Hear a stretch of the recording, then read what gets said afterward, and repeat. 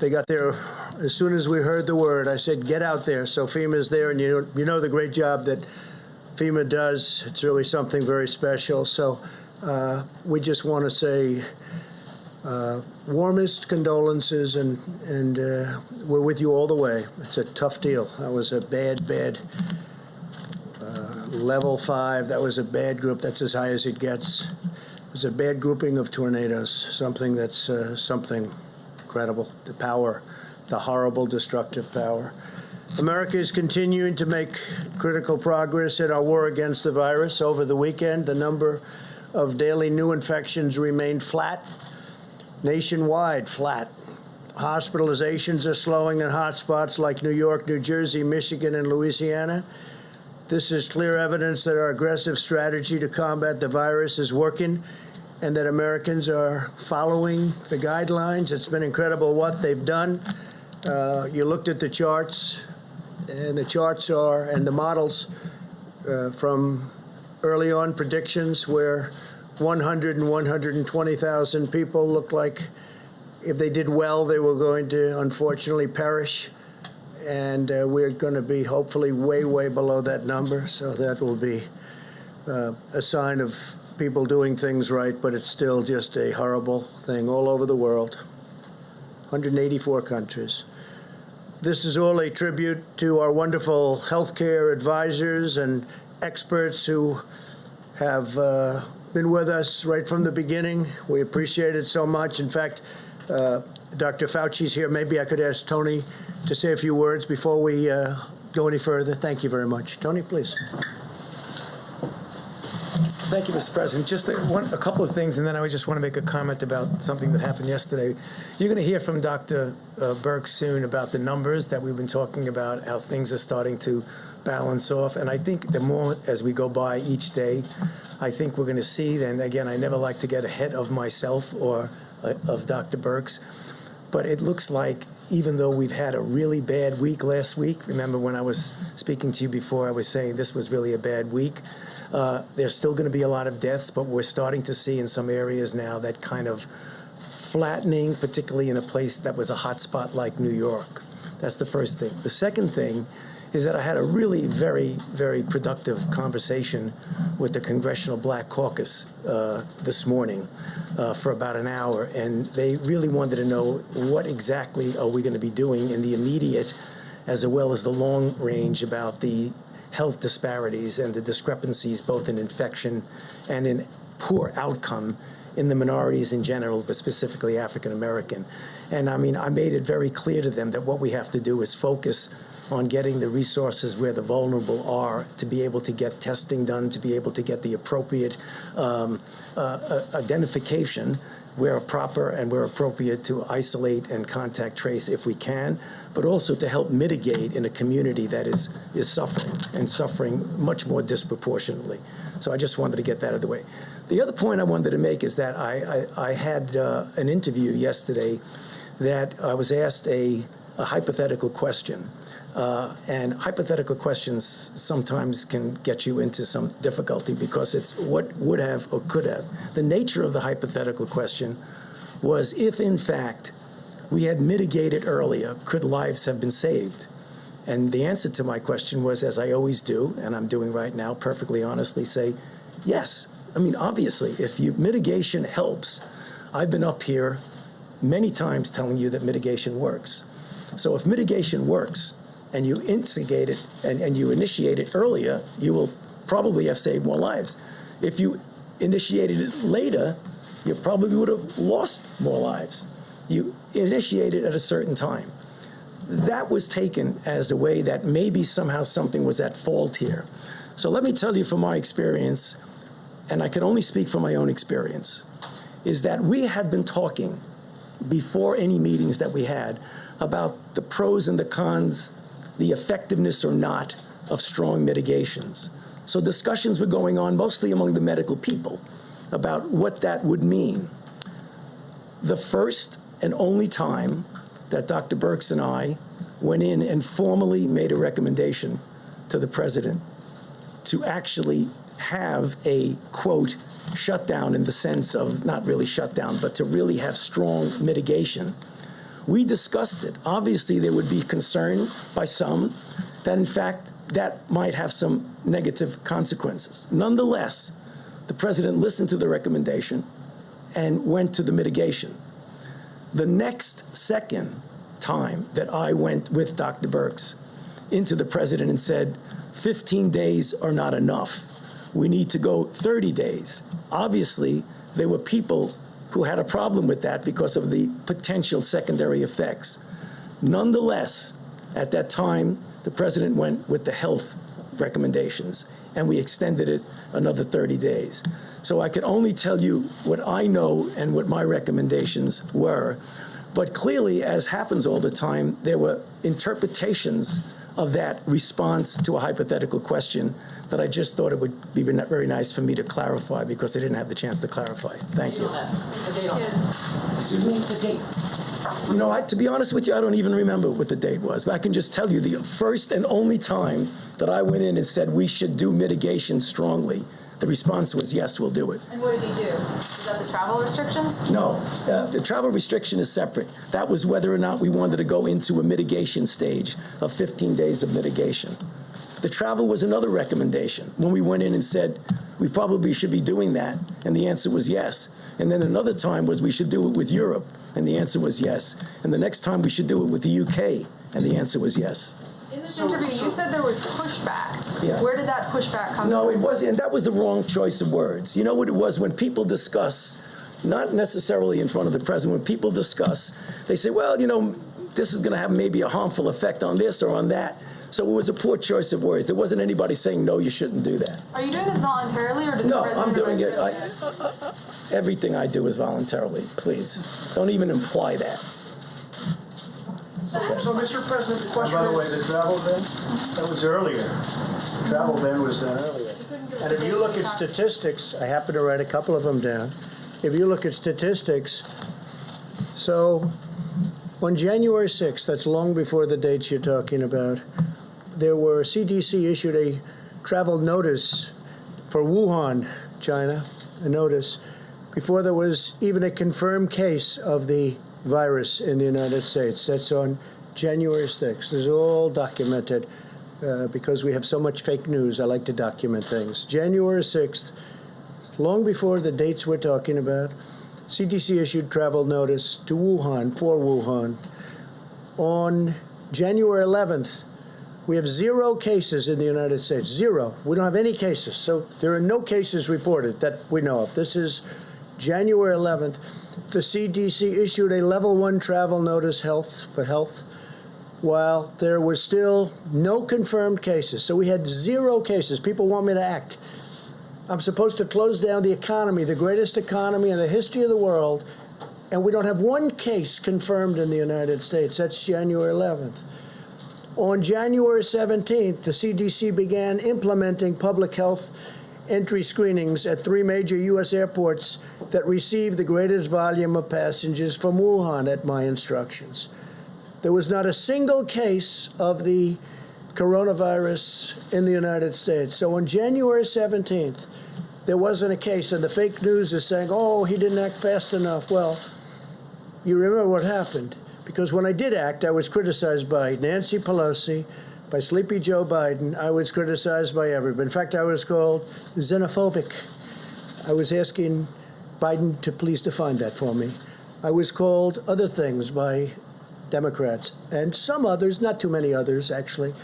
So that, by the media, definitely. Now, on January 21st, this is long before the time we're talking, because when Tony's talking, I believe he's talking about the end of February. On January 21st, okay, still early, there was 1 case of the virus. At that time, we called it the Wuhan virus, right? Wuhan. There was 1 case in the whole United States. We had 1 case. This is all documented. It all comes from you. A lot of it comes from you people. On January 21st, the CDC activated an emergency operations center. There was just 1 case, 1 person. That's why that ad was such a phony. There was 1 person in the United States. You know, they use the ad, there's only 1 person. That statement was made at that time. 1 case in the whole United States, 1 case. I'm supposed to shut down the government, the biggest economy in the history of the world. Shut it down. We have one case.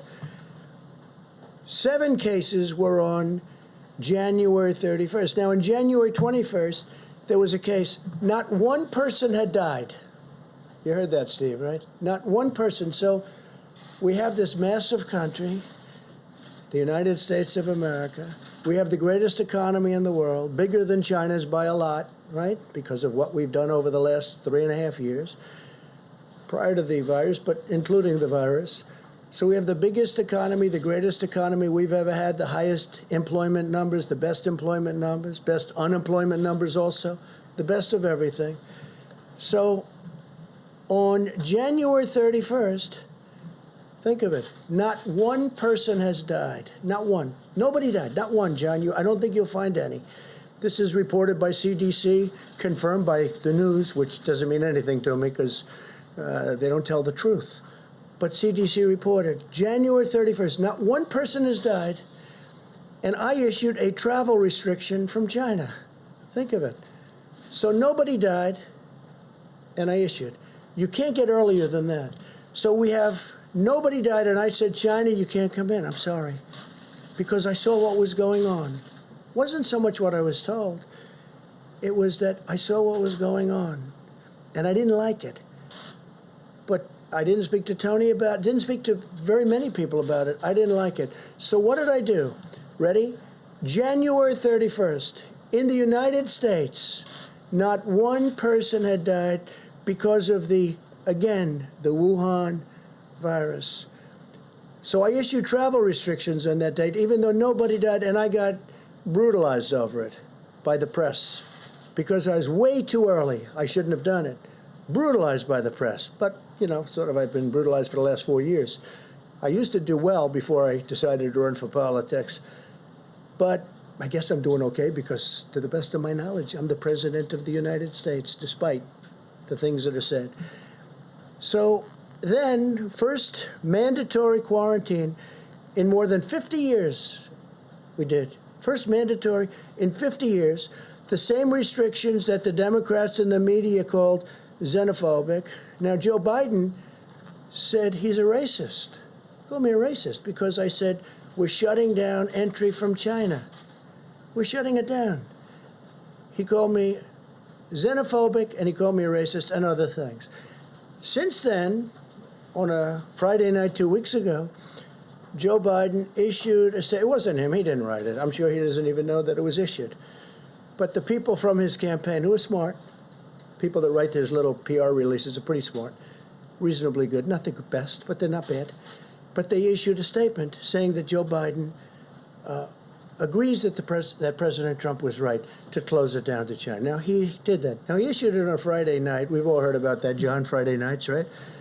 In fact, his was later Friday night than I ever released mine on Friday nights, okay? So he did it pretty late. I mean, like at 11 o'clock in the evening or something, it's pretty late. Anyway, so Joe Biden issued, and it's one of those things. But in February, Nancy Pelosi said we should come to Chinatown. This is late February. Come to Chinatown. We think it's very safe. Come here. Let's all have the big parade, Chinatown parade, probably referring to San Francisco. And that's it. But I took this action early. And so the story in the New York Times was a total fake. It's a fake newspaper, and they write fake stories. And someday, hopefully in 5 years when I'm not here, those papers are all going out of business because nobody's going to want to read them. But now they like them because they write about me. Now, with that, I have a couple of we have a few clips that we're just going to put up. We could turn the lights a little bit lower. I think you'll find them interesting. And then we'll answer some questions. I'll ask you some questions because you're so guilty, but forget it. But most importantly, we're going to get back onto the reason we're here, which is the success we're having. Okay? Please, you could put it on. Thank you. People should be more concerned right now with the flu in this country. A lot of people are concerned about the coronavirus because they're hearing a lot of news about it right now. But the reality is, comparing it to the flu, for example, it's not even close to being at that stage. What if it is worse? Is this a moment where maybe countries put politics aside, a little bit of pride aside, and do we have U.S. officials? Should U.S. professionals such as yourself get involved? How worried should Americans be about coronavirus? Coronavirus is not going to cause a major issue in the United States.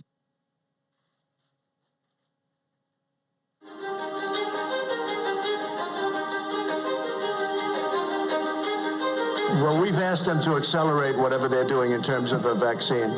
We will be suspending all travel from Europe to the United States for the next 30 days. To unleash the full power of the federal government in this effort today, I am officially declaring a national emergency. Medicare patients can now visit any doctor by phone or video conference at no additional cost. The first 1 million masks will be available immediately. As there were more cases, and it was clear that it was spreading out of China, where it originated, the president took this move that he was widely criticized for by Democrats and even some Republicans at the time, which was he halted a number of flights from China into the U.S. The idea was to halt the spread of the disease, keep transmissions to a minimum. He was accused of xenophobia. He was accused of making a racist move. At the end of the day, it was probably effective because it did actually take a pretty aggressive measure against the spread of the virus.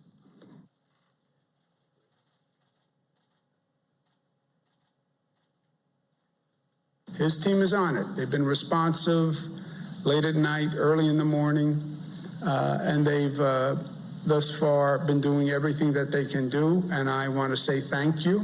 And I want to say that I appreciate it. He returns calls. He reaches out. He's been proactive.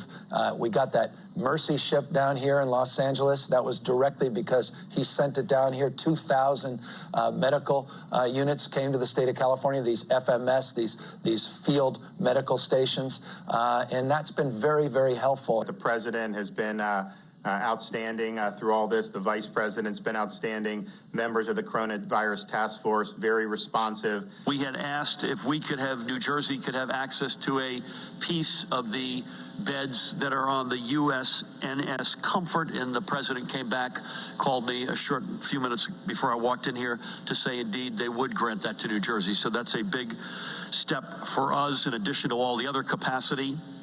That news is literally hot off the press, and I thank the president and vice president who are on the call together. President Trump approved Arizona's request for a presidential major disaster declaration. I want to thank the president for a quick turnaround. We requested this on a Wednesday, and we had approval by Saturday morning. And we are grateful to the administration for their continued support and responsiveness. Well, first of all, I want to thank the president and the vice president for doing a really good job of communicating with all the governors. So we could give you hundreds of clips like that from governors, including Democratic, or Democrat as I call them, governors, which is actually the correct term. We could give you hundreds of clips just like that. We have them. We didn't want this to go on too long, but I just want to say it's, it's very sad when people write false stories like, in that case, I guess it was gotten mostly from the New York Times, which is a highly, if you had libel laws, they would have been out of business even before they'll end up going out of business. So it's too bad. But we could have given, you saw the statements. We have hundreds of statements, including from Democrats and Democrat governors. And if you look, they were all saying, we need ventilators, you don't hear ventilators anymore. They have all the ventilators they need, which we were right about. We said, you're asking for too many, you don't need that. And in all fairness, these two people right here, Dr. Birx, Dr. Fauci, they said, I don't think they need that many ventilators. I said, I agree. At one point, and I'm not knocking New York for this, but they were asking, you remember, 40,000 ventilators. And that's more than they have all over the country. And we got them a lot of ventilators, and nobody's complained. We got them, as you know, beautiful. We built hospital rooms all over the country. The governor of Louisiana, John Bel Edwards, was very nice. He said, you know what, you don't have to build a second hospital. Because good news is happening. They're not able to fill the beds. They needed 2 hospitals. We built one. It was perfect. We were just starting the other. I called him up. I said, "Do you think we should build the second one? I don't think you're going to need it." He said, "Let me get back." He got back. We didn't need it. With Governor Cuomo, in all good spirit and faith, he wanted to have the Jacob Javits Center done. And we built 2,900 incredible beds, incredible. Then we made it COVID, or to be exactly accurate, COVID-19, and which was a lot of work. We had to change the ductwork. We had to seal up certain areas. We had to put areas of rooftop things over the beds. We did a lot of work, and we had it, but they never really had too much use for it. And they called also, Mayor de Blasio, rightfully, he called, he said, would it be possible to get more medical help? So now not only are we building facilities, they're asking us for help because they're unable to man it. And we got him the help. We got Mayor de Blasio a lot of help. Then when the Javits Center wasn't used much, and then, as you know, the Mercy, we took the Mercy and we took the Comfort, and we made them both Los Angeles and New York. We made them COVID adaptable, which was not easy to do. And we didn't get almost any people sent there. They didn't need them at the beginning because they didn't need it for anything but this, because there were fewer accidents, fewer motorcycles, fewer everything. And what we did was like an incredible job, but they didn't need them. It turned out they were there. We were ready. You know the expression, they have an expression, ready, willing, and able.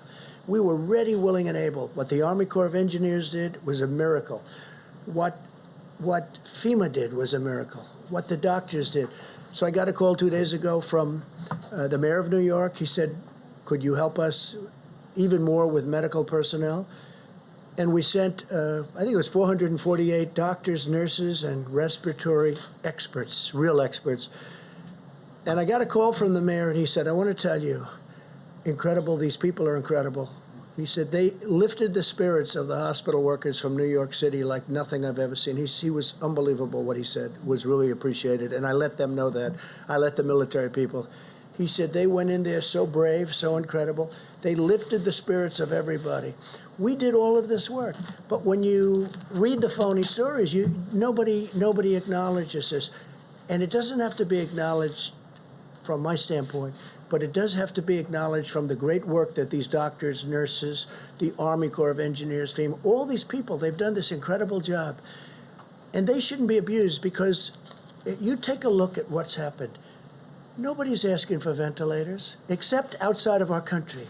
Outside of our country, they're calling me, every country, they're calling me, so many countries, and I'm going to try and help them because we have thousands of ventilators being built.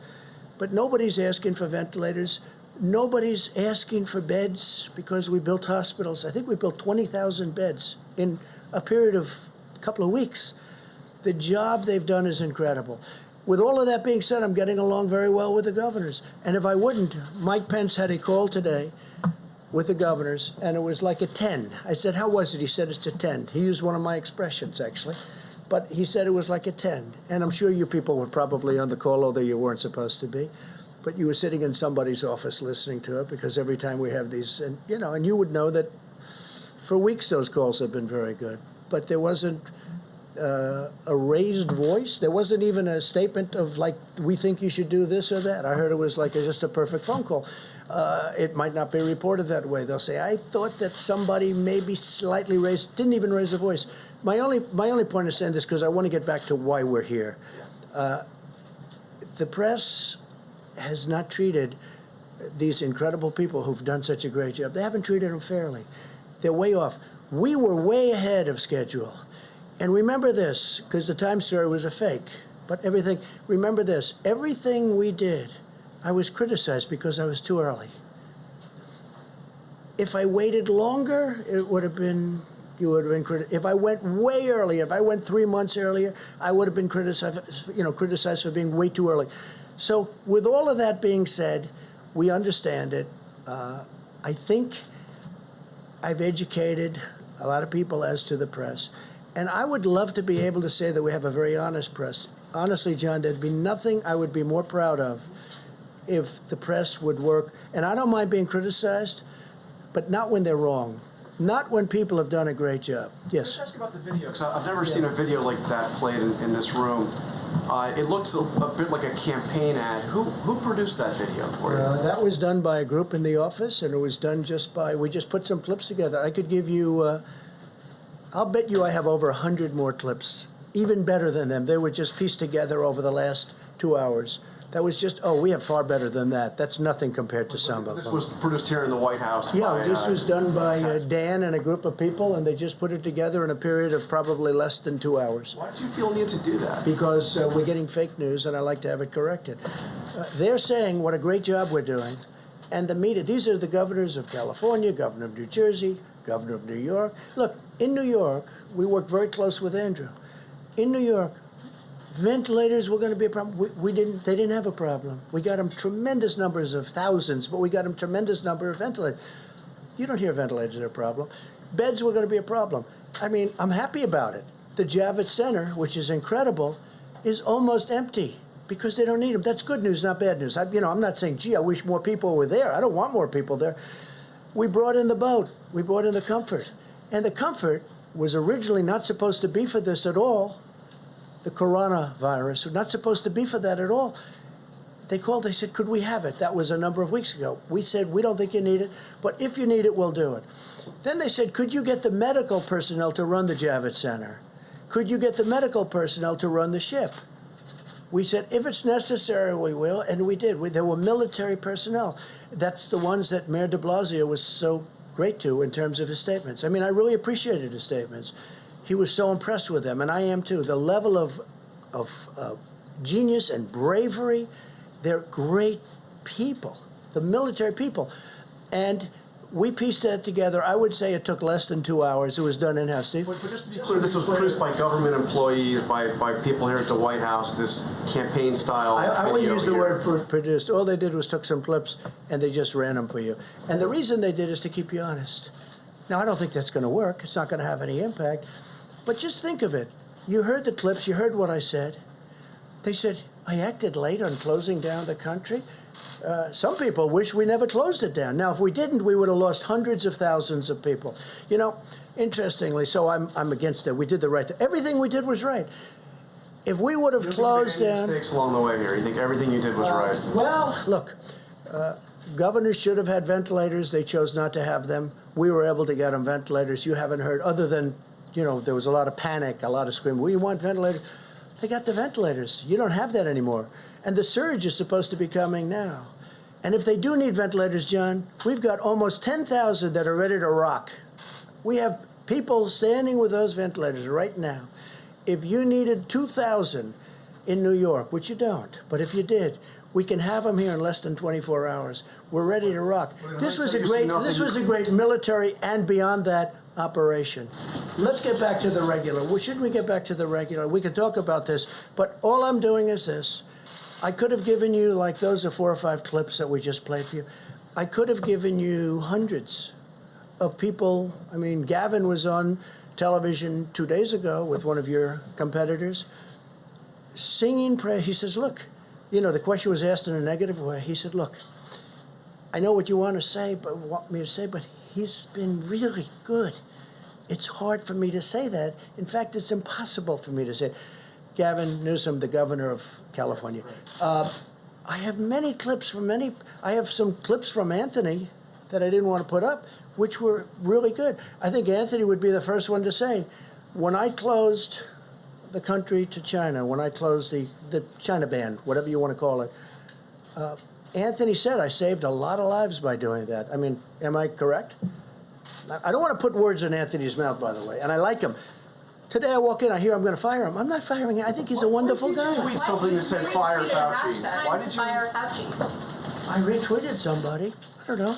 They said fire. Doesn't matter. Did you notice that when you retweeted it? Yeah, I notice everything. So you retweeted it even though it said time to fire No, Fauci? no, that's somebody's opinion. All that is his opinion. Read it and you elevated No, it. I was called about that. I said, I'm not firing. In fact, if you ask your friends in the office, in the public relations office, I was immediately called upon that. And I said, no, I like him.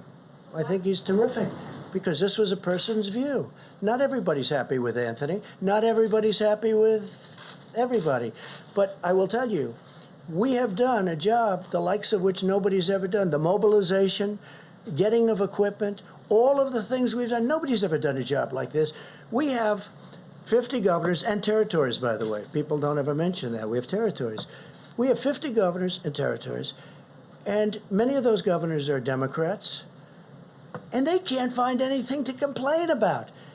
And honestly, many of them didn't do their jobs. I'll let you know someday. Let's see what happens. But I may let you know who's not doing their job. I can tell you the ones that are good, both Republican and Democrat, and the ones who don't know what they're doing.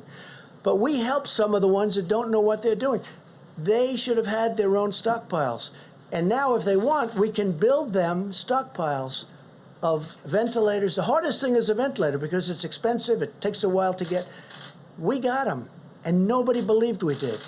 Now, many of the governors were asking for far too many. And we said they were asking for far too many. We talked, and we said, you said very strongly that they just don't need that many. You said they don't need that many beds, Deborah. So that's it. Steve, go ahead. You and Dr. Fauci are on the same page. Yeah, we have been from the beginning. I don't know what it is exactly, but if I put somebody's opinion up, I don't mind controversy. I think controversy is a good thing, not a bad thing. But I want it to be honest controversy. Now, when I got a call not very quickly, and nobody, saw that as being any big deal. They said, how are you doing with Dr. Fauci? I said, I'm doing great. And I didn't talk to Dr. Fauci even until we just got here. Dr. Fauci asked one of the people if he could get up and speak. And he did. So he said that And they question, totally misinterpreted him. I saw what they did. Can I ask you, he said the question was hypothetical, but what he was just acknowledging is that lives would have been saved if the mitigation practices were put into place earlier. That seems obvious. Do you not agree with that? Here's the thing. Now, what he really is saying, though, but how could you have done it? Look, I just went over stats with you, right here. How do you close it up? You have no deaths and no cases on January 11th. Doctor, would you recommend closing the United States of America? Oh, this must be terrible. How many cases do we have? None. How many deaths do we have? None. January 17th, go back another week. On January 17th, this is 10 days before I did a little bit less than 10 days, before I did the ban. I did a ban on China. You think that was easy? I then did a ban on Europe. And a lot of people said that was an incredible thing to do because you look at Spain, and by the way, we're doing very well because when you look at all of those flat graphs and you add it all up, the United States is very low, and per capita we're very low. We're doing very well. But how do you close up the United States of America? So on January 6th, no deaths. On January 11th, no deaths. And no cases. On January 17th, no cases, no deaths. I'm supposed to close up the United States of America when I have no cases. You didn't close it down in the middle of March. You did close it down earlier. I closed down from It's not China. about January. Excuse me. I closed it down from China. And by the way, some people think I should have waited longer and maybe ridden it out. I disagree with them, okay? But it was thought of. I mean, that was an alternative. There are a lot of people that would have said, let's write it out. Now, I'll give you the good news. If I would have done that, it would have been, I think, catastrophic. Because their numbers are, Anthony, 1.6 to 2.2 million people would have died if we tried to do that. And I did this last time. Cut it in half. Don't say 2.2 million. Cut it in more than half. Say 1 million people died. Well, that's much more than the Civil War. Cut it in half. Take the million and cut it in half. That's 500,000 people would have died. Now, that number we would have reached, okay? That would have been easy to reach if we did nothing. So we did the right thing, and our timing was very good. But here's the one thing, and you have to say this. When you ask me, why didn't you do this? How come when I did the ban on China and instituted some very tough things, how come Nancy Pelosi a month later is in Chinatown saying, let's all march, this is not going to happen? How come we have many of the experts from CNN and many other networks, if you call CNN a network, I don't personally, but we have CNN, we have many other places, and they're all saying, he doesn't need to do it. He doesn't need to do it. All I'm saying is this. How do you close down the greatest economy in the history of the world when on January 17th you have no cases and no death? When on January 21st you have one case and no death. One case. Think of that. Now, we're supposed to close down the country, but here's what happened. When on January 31st, I instituted the ban, Joe Biden went crazy. He said, you don't need the ban. He didn't go crazy. Like, he didn't even know what the hell the ban was. So he didn't go crazy. But he did say, he did call me xenophobic. Wait a minute. He called me xenophobic. He called me a racist because he has since apologized and he said I did the right thing. So when you say, why didn't you this? Every Democrat thought I made a mistake when I did it. I saved tens of thousands, maybe hundreds of thousands of lives by putting time that you bought. The argument is that you bought yourself some time. You didn't use it to prepare hospitals. You didn't use it to ramp up testing. Right now, nearly 20 million you're so people disgraceful. are unemployed. It's so disgraceful the way you say that. Let me just listen. I just went over it. Or this rant supposed to make people I just went over in it. an unprecedented crisis. Nobody thought we should do it, and when I did it, But what did you do with the time that you bought? you know The what we month did. of February. That You know what we video did? was a gap. What do The you entire do? month of February. What do you do when you have no case in the whole United States? You had cases when in you February. excuse me, you reported it. 0 cases, 0 deaths on January 17th. January, February, the entire January, month of I said February. in Your video January. has a complete gap. On month of January February. 30th. What did your administration do in February with the time that your travel ban bought A you? lot. What? A lot. And in fact, we'll give you a list. What we did, in fact, part of it was up there. We did a lot. Look. You know you're a fake. You know that. Your whole network, the way you cover it, is fake. And most of you, and not all of you, but the people are wise to you. That's why you have a lower approval rating than you've ever had before, times probably 3. And when you ask me that question, let me ask you this: Why did Biden apologize? Why did he write a letter of apology? Right now care No, about that's why very Joe Biden important. didn't apologize Why to did the you. Democrats think that I acted too quickly? You know why? Because they really thought that I acted too quickly. We have done a great job. Now, I could have kept it open. And I could have done what some countries are doing. They're getting beat up pretty badly. I could have kept it open. I thought of keeping it open because nobody's ever heard of closing down a country, let alone the United States of America. But if I would have done that, we would have had hundreds of thousands of people that would right now be dead. We've done this right, and we really have done this right. The problem is the press doesn't cover it the way it should be. Go ahead. One more question, Steve. Go ahead. There's a debate over what authority you have to order the country reopened. What authority do you have? Well, I have the ultimate authority, but we're going to get into that in a minute. We're going to just finish this up. We're going to tell you about other things that we've done right. But I will say this. Had we said, let's just keep going and let's not do a closing, whether it's 2.2 that they at one point predicted as an outside or 1.6 at a lower number, you cut it all the way down to 6 or 7 or 800,000, take just a fraction of the number that could have happened, it literally would have been more than the Civil War. It would have been a disaster. So the minimum number was 100,000, and I feel pretty good that we're going to be substantially below, Anthony, the 100,000, and I hope we will. All right, so today, the Department of Health and Human Services is announcing 5 new contracts to procure large numbers of additional ventilators under the Defense Production Act, which we used a lot, by the way, which you didn't like to talk about, in addition to the 1,300 we received today. We received today 1,300 additional ventilators. Now, we're probably not going to need them, but we can add that to our stockpile, which is very big, and we can move it around should the surge take place and should it be a very substantial surge. We're ready to rock. The contracts are with General Electric, Hillrom, Medtronic, ResMed, and Vyaire, combined with the DPA contracts that we announced last week with General Motors and Philips, and 2 other contracts with Hamilton and Zoll.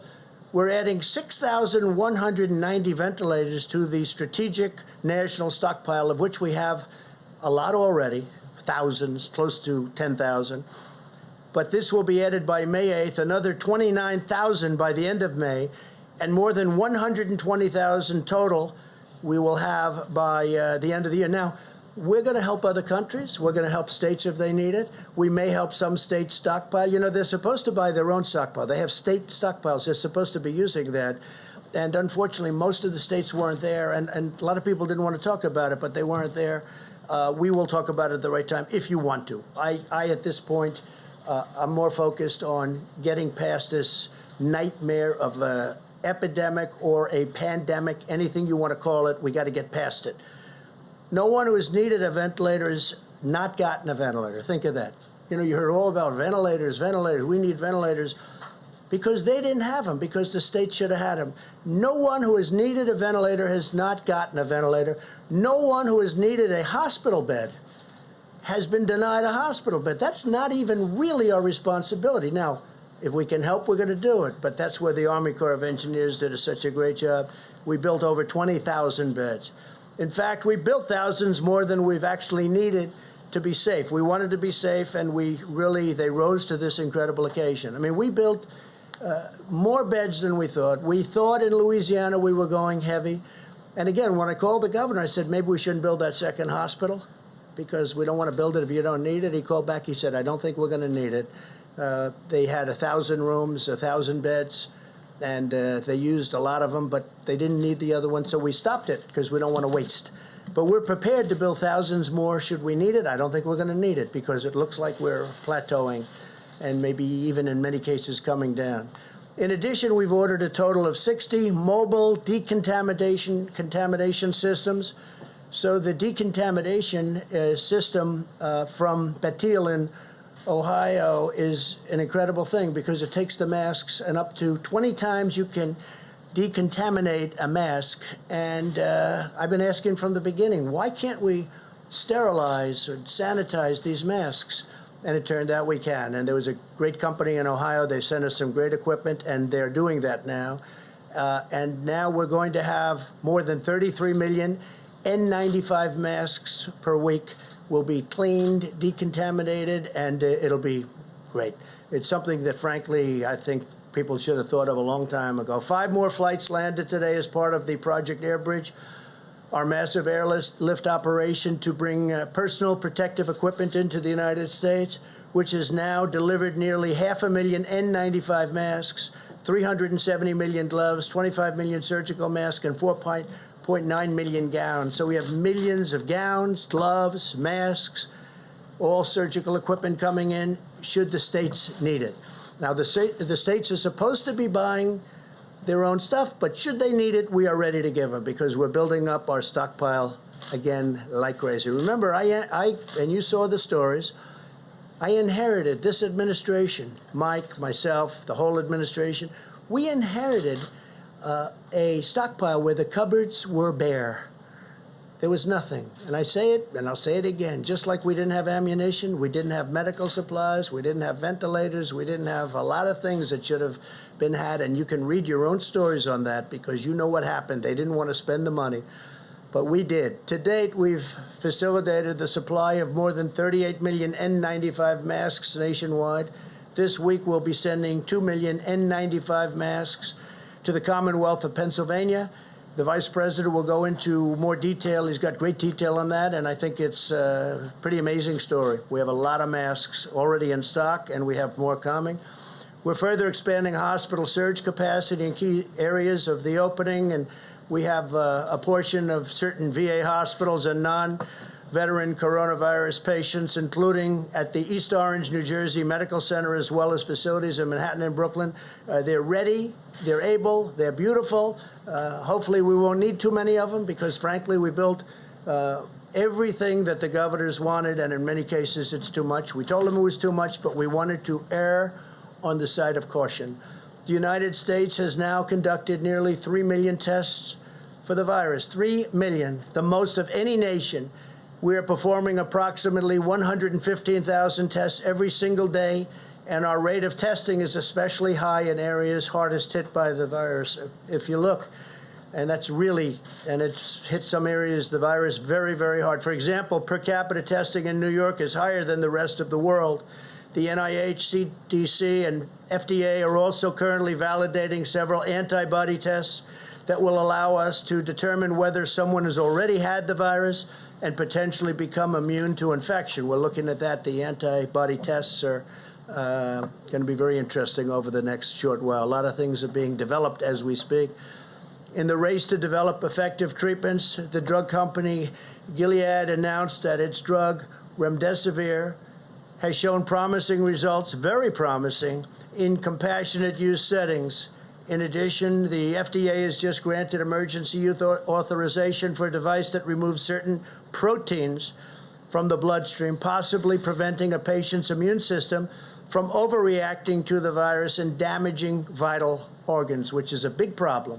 Furthermore, over the last 7 days, my administration has deployed roughly 28 million doses of hydroxychloroquine from our national stockpile.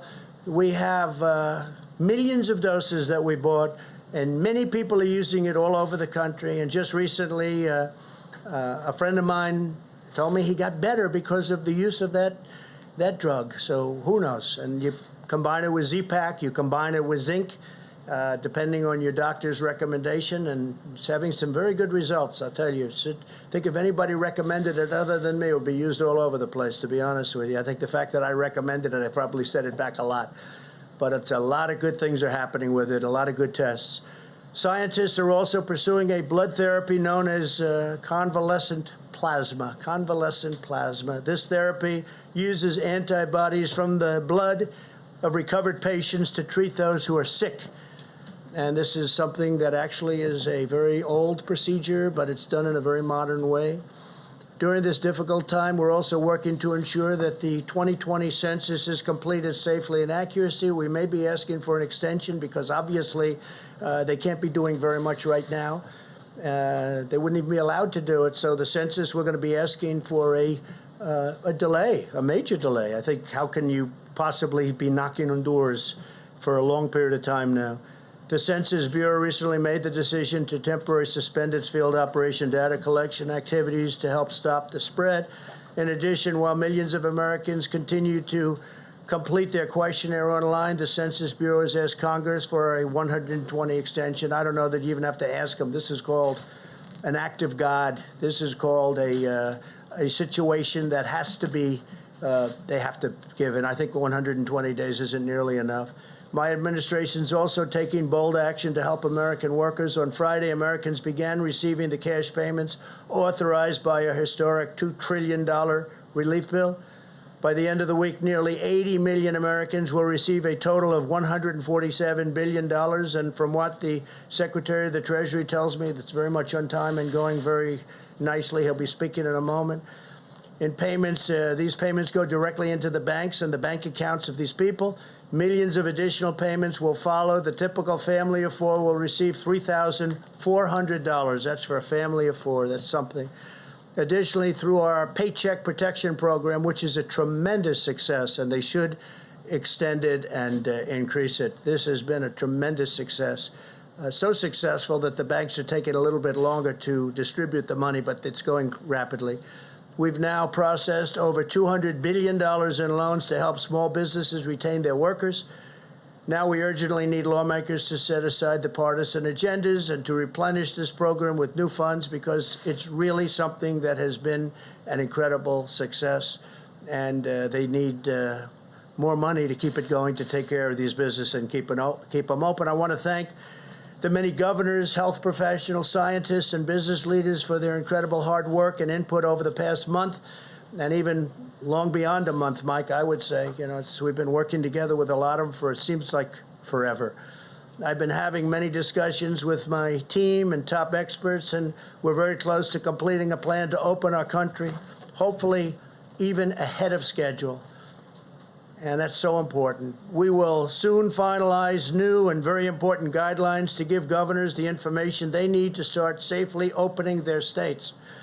My administration's plan and corresponding guidelines will give the American people the confidence they need to begin returning to normal life.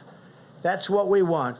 We want to have our country open. We want to return to normal life. Our country's going to be open, and it's going to be successfully opened. And we'll be explaining over a very short number of days exactly what is going to be. We've also, as you probably heard, developed a committee. We're actually calling it a number of committees with the most prominent people in the country, the most successful people in the various fields, and we'll be announcing them tomorrow. This weekend, the United States also helped facilitate an unprecedented agreement among the 23 nations of OPEC+. That's OPEC+ additional energy-producing nations, representing many of the world's largest oil-producing countries, to stabilize oil markets. And we have, in fact, and I think you've seen a big stabilization over the last couple of days. Together, countries around the world will cut oil production by approximately 20 million barrels. People are saying 10 million, but we think that the number that they'll actually hit is going to be closer to 20 million barrels a day, and that will help a lot with saving jobs all over Texas and Oklahoma and North Dakota and many of other of our big energy states. This historic action will help nearly 11 million American workers who are supported by the U.S. oil and gas industry. It's a very monumental agreement. I want to thank Saudi Arabia and the King of Saudi Arabia, Crown Prince of Saudi Arabia, both. I want to thank President Putin of Russia, and I want to thank a very good friend of mine, man who's become a friend of mine. The President of Mexico showed great flexibility, President Lopez Obrador. He showed great flexibility and tremendous intelligence doing what he did. It was not that easy for him, and I want to thank Mexico and the president. This is a very historic deal, very historic, so we'll see how it all goes. In this time and challenge, and we are certainly in a time probably like we haven't been in many, many decades. We are strengthened and sustained by the bonds of love and loyalty that unite all Americans. I'm so proud of the American people. Everywhere you look, you see the patriotism of our people shining through, and the courage of our doctors and nurses on the front lines, in the dedication of our food supply workers, and in the commitment of every citizen to achieving victory over the virus. That's what's going to happen. It's going to happen sooner than people think, and we're going to be smart about it, very, very smart about it. We're going to be safe about it. We're going to be listening also to the great doctors and medical professionals. Together, we're beating back the invisible enemy, and we're paving the way for great resurgence, really a great resurgence for American prosperity. Our country wants to go back. They want to go back to work. They're going to go back safely, and that's what we want. I'd like now to ask Vice President Pence to say a few words, followed by Dr. Fauci and Dr. Birx. I think before we do this, because I know there's an emergency where they want Steve to come, so what I'll do is I'll ask Steve to come up, Secretary of the Treasury. You can talk a little bit and then maybe take a couple of questions about what's happening. Tell them the success we're having. Thank you very much. Thank you, Mr. President and Mr. Vice President. As you announced, we are very pleased that we are ahead of schedule on delivering the economic impact payments. These were what was known as the checks in the mail that we want to deliver in direct deposit. This is ahead of schedule. We started processing those last Friday. We expect that over 80 million hardworking Americans will get the direct deposit by this Wednesday. And we know how important that is to all of those hardworking Americans, many of which are at home not working at the moment. If you do not receive them by Wednesday, on Wednesday we will be launching at irs.gov. Click on irs.gov, go to Get Your Payment. If you filed a tax return in 2018 and 19 or 19, have that information available. You'll be able to ID yourself. You'll be able to put in your direct deposit information, and within several days, we will automatically deposit the money into your account. We want to do as much of this electronically as we can. It's very important in this day and age. It's more secure, and you don't have to go to the bank. If you are a Social Security beneficiary, you do not need to do anything. You will get a direct deposit. If you have not filed and did not need to file a 2018 and 19 return, you can go to irs.gov now and enter your information and authenticate yourself. So again, we are very pleased that that is ahead of schedule. I'd also like to announce the progress we're making on the new SBA program, the PPP. Let me just remind everybody, this is a brand new program that is now 1 week old. We have distributed and confirmed $230 billion of loans to over 4,600 lenders participating. That is multiples and multiples of anything that the SBA has ever done in 1 year before. And I especially want to thank the broad-based community banks that are participating. Again, over 4,600 banks. If you haven't had your loan processed, you will get it processed this week. As the President said, we've gone back to Congress and asked them for more money to make sure that every business has access to this. Let me also comment for the states.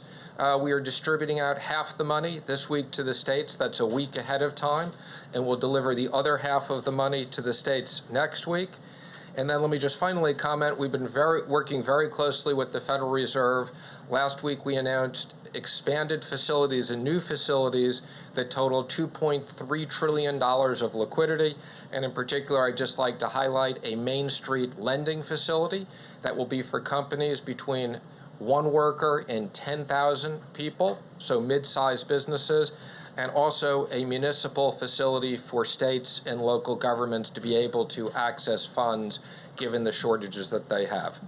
So with that, I'm happy to answer any Do you have any questions. questions to Steve, please? Secretary Thank you, sir. Both Speaker Pelosi and Minority Leader Schumer have said that they're in negotiations with you right now on additional funding for these small business loans, that package. Leader McConnell, though, has said that nothing should be added to the package, that should just be specific to small business loans. What is the opinion of your administration? Should there be some sort of horse trading here, or should it just be small business loans? Well, the President's view and the Vice President's, in my view, is this was a bipartisan program. This SBA program, it wasn't a Republican program, it wasn't a Democrat program, it was a bipartisan program. We've committed to small businesses. We should top up that program now. I know the Democrats want to talk about more money for hospitals and states. Right now, we're just sending the money out to the hospitals and states. They haven't come close to using that money. And I know the President and Vice President have said, once we get the SBA done, we can go into another funding bill. The President's talked about potentially adding infrastructure and other things. We think there is a likelihood we will need more money, and we will sit down and try to get a bipartisan bill. But this is important we deliver on small businesses. 50% of the people work for small businesses. Thank you, sir. What's the emergency that the president said you had to go for? The president said you had an emergency Negotiation. over this bill? Yeah, well, because we don't want to run out of money. We've used about $220 billion of the $350 billion. We don't want to run out of that money. We don't want to create panics that people won't get it. So that's why we want to top that up, and we've asked for another $250 billion for that program. And again, let me just remind you, every dollar we spend in this program, we save $1 of unemployment insurance. So even though we're asking for $250 billion, it really won't cost that much. Could I follow up? Do you have concerns about lifting the guidelines too soon? I mean, what's the economic impact? I understand the economic argument for getting people back to work, obviously, but what's the economic risk of lifting them too early and seeing then a spike in cases Well, again? of course, there's economic risks in both directions. We reviewed with the President today a very broad list of over 100 business people that are going to help advise the President on what needs to be done to reopen the economy. We want to make sure, and again, the combination of economic impact payments, small business payments, enhanced unemployment insurance, the President made very clear we want to make sure that hardworking Americans have liquidity while we wait to reopen the government. So do you believe the government should be reopened, or the country, should be reopened on May 1? I've had discussions with the President. I know he's considering it, and I believe he's going to make a decision later in the week. Everything has to be safe. What is your advice to the President? My advice is as soon as it's ready to open and based upon the medical professionals, and again, we're working very closely with the President and outside business leaders to develop a plan. I just wonder, I ask you, Mr. President, what do you think, if you could sketch for us what reopening the economy looks like? Do you think it's going to be everything open, or do you think... We'll be doing that over the next few days because we'll probably be making a statement about that and exactly what it looks like. I know what that looks like, but I also want to get the advice, in a sense. We have some of the biggest from every business on this council. We're actually setting up a number of different councils or committees, I guess you could call them. And we have a lot of smart people. I think that they will give us some also good advice. But no, we want to be very, very safe. At the same time, we got to get our country open. Yeah, and I understand that, Mr. President. Do you think there is a possibility then that what you do is you open it incrementally? Do you think people will go back to restaurants, to concerts, the cinema? I do think so. Eventually they will, yeah. And let me ask one I think eventually they will do that. And I think we're going to, boom, I think it's going to go quickly our people want to get back to work, and I think there's a pent-up demand like there hasn't been in a long time. And that's why you see the stock market. I mean, to think that the stock market's at the level it is right now with all that this world and this country has gone. And look at the European Union, how badly decimated they've been. Look at other countries. Look at China, by the way. I've seen the numbers. Look at China. Look at how these countries have been just decimated by this. And to think that the stock market is at this tremendously high number, not that much, it was looking a little bleak for a while, but it hit a certain point and then started going up. I think that's a great tribute to the fact that there's a demand. Yeah. Mr. President, thank you, sir. In regards to some of your tweets earlier today, and I think it was Steve's question, my question to you is what provision in the Constitution gives the President the power to open or close state economies? And then numerous provisions. We'll give you a legal brief if you want. And then we'll be looking forward to that, sir. But following up, what happens if you say, for instance, we want states to reopen, but California or New York do not open? What would you do then? I think everybody wants to open. I mean, so can I just ask one other thing? That could happen, but I don't think that would happen. It's been states that have closed, ordered schools closed. It's been states that have ordered businesses like restaurants. That's because I let that happen. Because I would have preferred that. I let that happen. But if I wanted to, I could have closed it up. But I let that happen. And I like the way they've done it. And the 7 that remained really in sort of a semi-lockdown, if you look at those states, they've really done a very good job. They're very much different from a New York or from other places where they've been hit very hard. So you're prepared to face on states and say, I order you to open your schools, I order you to force kids to be able to go? Yes, Mr. President. Following up on that, there are 2 consortiums of states today, California, Oregon, Washington on the West Coast, northeastern states, totally representing about 100 million people who said they're going to cooperate and decide when to reopen. Well, they can decide, but... Does that undermine what you're trying to do? No, not at all. Let me just tell you, very simple. I'm going to put it very simply. The President of the United States has the authority to do what the President has the authority to do, which is very powerful. The President of the United States calls the shots. If we weren't here for the states, you would have had a problem in this country like you've never seen before. We were here to back them up, and we've more than backed them up. We did a job that nobody ever thought was possible. It's a decision for the President of the United States. Now, with that being said, we're going to work with the states because it's very important. You have local governments. They're pinpointed. It's really, you talk about, it's like a microchip. They're pinpointed. We have local government that hopefully will do a good job. And if they don't do a good job, I'd step in so fast. But no, they can't do anything without the approval of the President of the United States.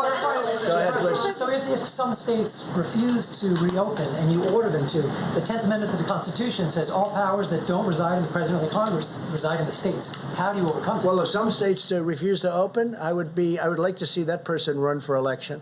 They're going to open. They're going to all open. The ballot box. I think that's something that's not going to happen. They want to open. They have to open. They have to get open. Every one of those states, the people want to go and they want to. Now, some are in a different situation. You have, I won't name states now, but I will over the next 2 or 3 days. I'm going to be very specific. But you have some states where this is not the kind of a problem that it is in New York or Louisiana or Michigan or other places that got hit very hard. Illinois got hit very hard. But all states want to open, and they want to open as soon as possible, but they want to open safely, and so do I. Yeah, please. Thank you, Mr. President. Today, the French President, Emmanuel Macron, said that he will keep the shutdown in France till the middle of May. Does that mean that the U.S. will keep the ban on France got hit very Europe? hard. France got hit very hard, and again, he has to do what he has to do. He's a friend of mine. But France, Spain has just been decimated. You look at what's happened in Italy, it's a very well-known fact, what happened in Italy. No, they were hit very hard. Question for Secretary Mnuchin. Has everybody that you would like to have, the 100 business people on the Economic Council, have they all been invited already? Have they all agreed to They haven't been invited yet. We just reviewed the names with the President today. And are they from all sectors? Yes, there's vertical, so every single area of the economy we wanted to be represented. Great. One other thing, is there anything else needs to be done to work on industry, oil industry jobs, to save oil industry jobs after the deal this past weekend? Well, I think there's always things. So we're working with Larry Kudlow. I mean, we have economic plans for every single part of the economy. Obviously, in the case of the oil industry, they've been hit especially hard. because you've had both the supply issue and you've had the demand issue. Have you figured out the bailout money for the airlines, what the allocations for the airlines? So I'm pleased to say we've worked very hard. I think, as you probably have seen, we put out a press release that we have now had discussions with almost all the airlines. I've personally had discussions with all the major airline CEOs. We specifically created an exception for small airlines that we could process very quickly, and I think you'll see very quickly decisions coming out. I'm very pleased with the discussions we've had. We've had very good, really good. Secretary? Yes. Do you foresee a need for a phase 4 stimulus, or is this Steve, I just want to say we have had discussion. Wait, excuse me 1 second. We've had very good discussions with the airlines. Very good discussions. Is it possible to reopen the economy on May the 1st? I don't want to say that. You'll be hearing over the next few days. Do you still see a need for a phase 4? Is this push in lieu of another stimulus? Okay, so again, let me just comment. I mean, Congress on a bipartisan basis approved an unprecedented amount of money to help American workers and American business because it was no fault of their own that business was closed down. We have been very diligently executing on that. You know, everybody said it was going to take months to get people money. We are executing very quickly. We created a whole new SBA program in a week. Our job right now is to execute the $2.3 billion, which we can add several $1 trillion with the Fed. The one area we are particularly concerned about is the small business program. Quite frankly, it's even more incredibly popular and successful than we anticipated. So the president wants to be very clear we have money for that. And once we get done with that, we will review with the president. If there is more money that needs to be to support this economy, to support hardworking Americans, we will work with Congress to get that done. And Steve, do you want to talk about phase 4? So phase 4, the president has talked about infrastructure for a long period of time. We've talked about, to the extent that the hospitals need more money because of the medical issues, we'll monitor that. We want to make sure there are incentives for restaurants, entertainment, people to get back to those types of things. So we'll be looking at very specifically provisions to stimulate parts of the economy. Some of them may be money issues, some of them may be regulatory issues. Mr. President, just to clarify your understanding of your authority vis-a-vis governors, just to be very specific. For instance, if a governor issued a stay-at-home order... When you say my authority, the president's authority, not mine, because it's not me. This is when somebody's the president of the United States, the authority is total. And that's the way it's got to be. Your authority is total. It's total. It's total. Your authority And the is governors total. know that. So if a The governors know that. Now you have a couple of bands of excuse me. You have a couple. Could you rescind that order? You have a couple of bands of Democrat governors, but they will agree to it. They will agree to it. But the authority of the President of the United States having to do with the subject we're talking about is total. Mr. Vice President, do you agree with that? Yeah, please, go ahead. The President's authority One of is the total? things you, Go one of the ahead, things please. you said- one of the things you spoke, we saw in your video about was the travel ban from Europe. As part of reopening America, do you want to reopen the borders so that people from Europe, from the UK, At the right time. A very good question, actually. Well, I'm going to have to take a look. I wouldn't say Italy's doing great right now, and I wouldn't say Spain's doing great right now. And we just heard that France is extending its stay inside order, right? They've extended it. I just see that, and I think for a short period of time. But no, when they're back, we want to do it very quickly, but we want to make sure everything's good. No, right now we have a very strong ban. We're going to keep it that way until they heal. Weeks, months? What would you? Well, I can't tell you that. I have to see how are they doing. I mean, France just went for another 2 days, for another 2 weeks. We have to see, John. So Dr. Fauci said that you took his advice on the question of mitigation. He made the recommendation, you accepted it, you put it into place. As you make this next decision, which, well, as I'm not you sure have said, who, John. I'm not sure who really gave me advice on the ban. I think I took my own advice on the ban. I don't know. The social distancing I'm talking about, the shutting down, Okay. not of travel, but of activity. So my question is, as you make this next decision, which you have said may be the most difficult or important decision of your presidency, will you assure the American people that you will again take the advice of the doctors, of Dr. Fauci, of Dr. Birx? Will you take the advice of the health experts before you I do will, that? and many other people also. But I will absolutely take their advice. But would you go Please, against ahead. their? Would you go against their recommendation if they say you need another 15 or 30 I don't days? think it would be you- likely because I think we're not very far from being on the same page.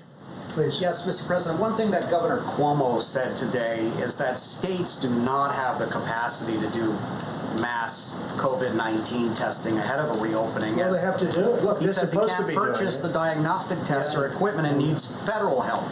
Well, So will the they may states need get help, that? Will they get it? But they're there. They're on ground. They've got local mayors, local representatives. They have people that do it. Supplies. And what we did last time is unprecedented. We literally rebuilt tests. We rebuilt a whole industry because we inherited nothing. What we inherited from the previous administration was totally broken, which somebody should eventually say. Not only were the cupboards bare, as I say, but we inherited broken testing. Now we have great testing. I just left the top executives at Abbott.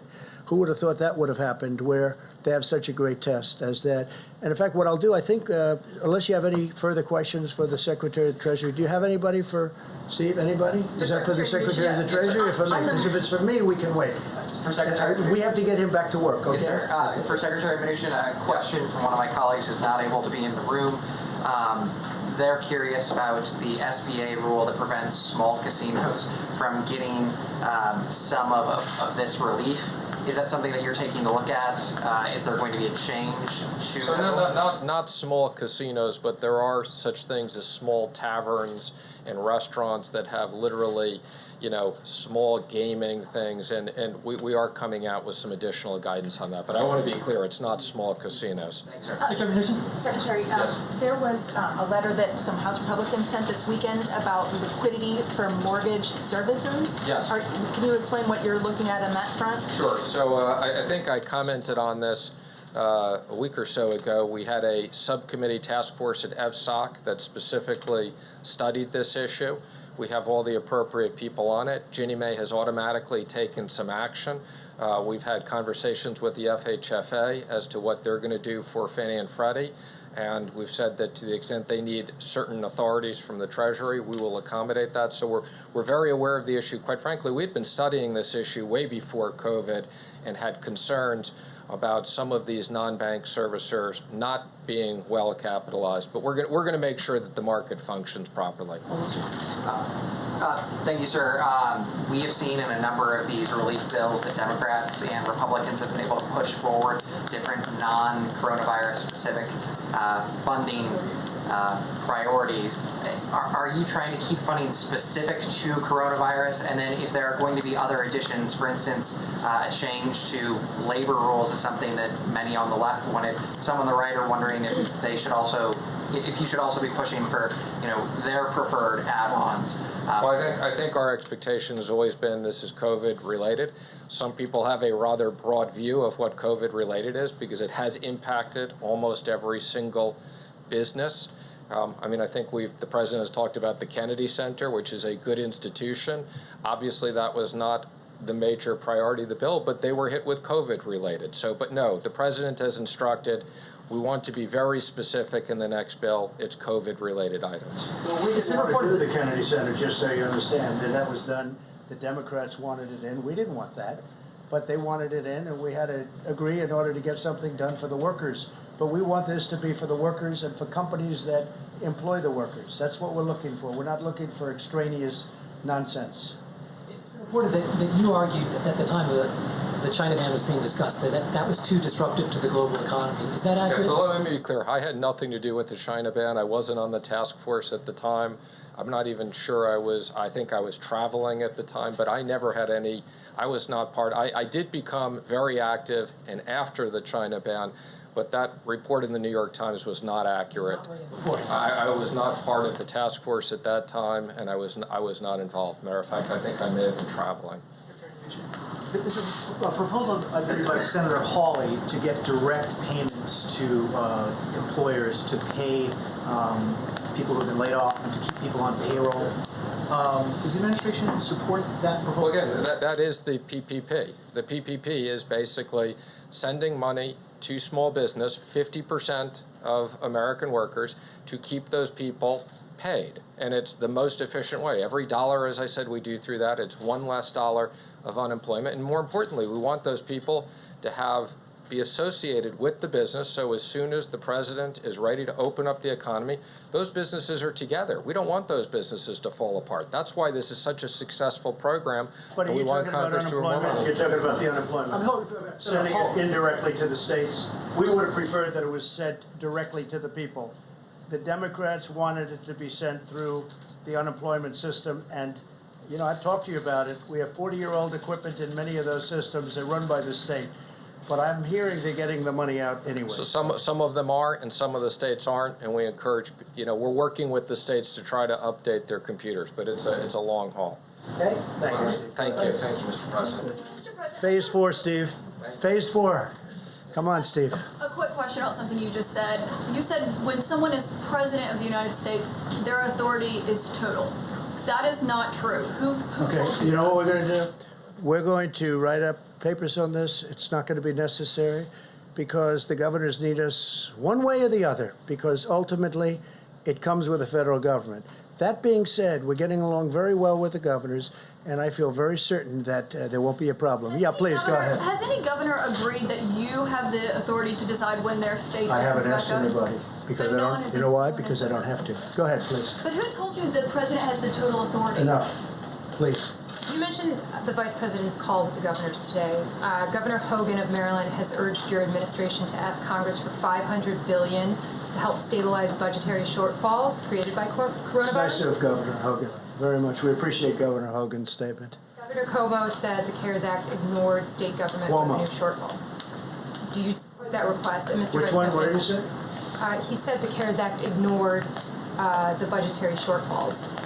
Well, they're looking at things in phase 4 where they have, where they talk about states, and they're also talking about hospitals. They're talking about states who have been battered, and they're also talking about hospitals, and we're certainly willing to look at that. Will you urge Congress on their behalf? We'll see what we all come back with, but they are talking about states, and they're talking about hospitals. OAN. Thank you, Mr. President. Governor of Michigan, Gretchen Whitmer, has on Thursday signed an executive order banning the sale of non-essential goods. If other states follow the sale of what? Non-essential goods, she has banned the sale of non-essential goods. Many are calling this draconian, unconstitutional. As president, do you think that if other states were to follow her example in the coming weeks, that the federal government should intervene? Well, I don't think that's going to happen. I think it's very extreme, but she's doing it, and I think it's going to be over a long way before we have to start thinking about it too much. It is strong. It's a very strong position to take, but they're making a lot of progress in Michigan, so let's see how it all works. What is the status of the funding for the World Health Organization? We're going to be talking about that very soon. I'm getting a full report. I'm not happy with the World Health Organization. Not happy with the World Trade Organization either. We've been ripped off by everybody. This country, for so many years, has been ripped off by everybody, whether it's a World Health or World Trade. They're like, I call them the Bobbsey twins. They look at our country. For years and years, we had people that did nothing about it. We're doing a lot about it. So we'll have a report, and we're also talking about the World Trade Organization. But we've made a lot of progress there. We're now winning cases for the first time because they know I'll leave if we don't get treated fairly. This country, our country, was at a point where we rarely, if ever, won the lawsuits within the World Trade Organization. But now we're winning a lot of them because they know I'm not playing games. We will pull out if we have to. We just won a $7 billion lawsuit, which was very nice. Do you expect a decision this week on cutting funding for the WHO? Yeah, I would say by the end of the week I'm going to make a decision on that. Yeah. There's right now there's a lot of things happening. On China, why are there no consequences for China for the misinformation How do you know that there are they no shared? consequences? We have been asked, and How do you know there are no consequences? What are the consequences, Mr. President, I for the wouldn't tell you. misinformation? China will find out. But Why would I tell you? People are concerned that they stonewall. No, you started that off by saying, why are there no consequences? You've asked this a few times, so following up on your response, why are there no How do consequences you for know China? there are no consequences? you, You're going to and find you've said out. I that wouldn't tell you. You'd probably be the last person on earth I'd tell. There Go were ahead. consequences. Yeah, please. Mr. President, actually, this is a question for Mr. Vice President. Do you agree with the President's statement and his understanding of federalism that his power is total, right, in the way that he described it? Is there anything you'd like to add or any context you'd like to add to the way he was discussing that? I support the President's leadership under the national emergency declaration that he signed. We're standing before you today, the first time in American history, when all 50 states have issued emergency declarations, and the territories. This is an unprecedented time in the life of the nation. And fortunately, as President's reflected and our health experts will continue to reflect, because the American people have heeded the President's coronavirus guidelines for America, because state governors have taken those and implemented them, even in states where there was not a significant outbreak, and implemented additional measures as we've provided them with data about cases and best practices. We're making real progress as a country. You think these powers are a little bit more circumscribed than total? Well, make no mistake about it. In the long history of this country, the authority of the President of the United States during national emergencies is unquestionably plenary. You can look back through times of war and other national emergencies. And as the President said, we'll happily brief that. But in the days ahead, what the President has charged us to do is to work with our health experts. We're going to bring together an extraordinary group of American business leaders to counsel the President. And then working with the CDC, we're going to produce new guidelines based upon the data for every state and territory in this nation. We're going to give them guidance, and as the President's indicated, we'll continue to respect the leadership and partnership that we forge with every governor in America. But this is an unprecedented time. But I have to tell you, when you look at the fact, despite the heartbreaking loss of more than 22,000 Americans, when you look at the fact of what the health experts told us this could be, I think I only can feel a sense of gratitude to the American people. Gratitude to the extraordinary team that has counseled this president, the steps that President Trump has taken, the policies that governors have implemented all across America. I mean, we were discussing today at the task force that when you look at the European Union as a whole, they have nearly 3 times the mortality rate that the United States of America has today. And that is a tribute to our extraordinary healthcare workers, their dedication, their tireless work. But it's also a tribute to the fact that the American people put into practice the mitigation efforts that the President counseled the nation to do on the advice of our best scientists now more than a month ago.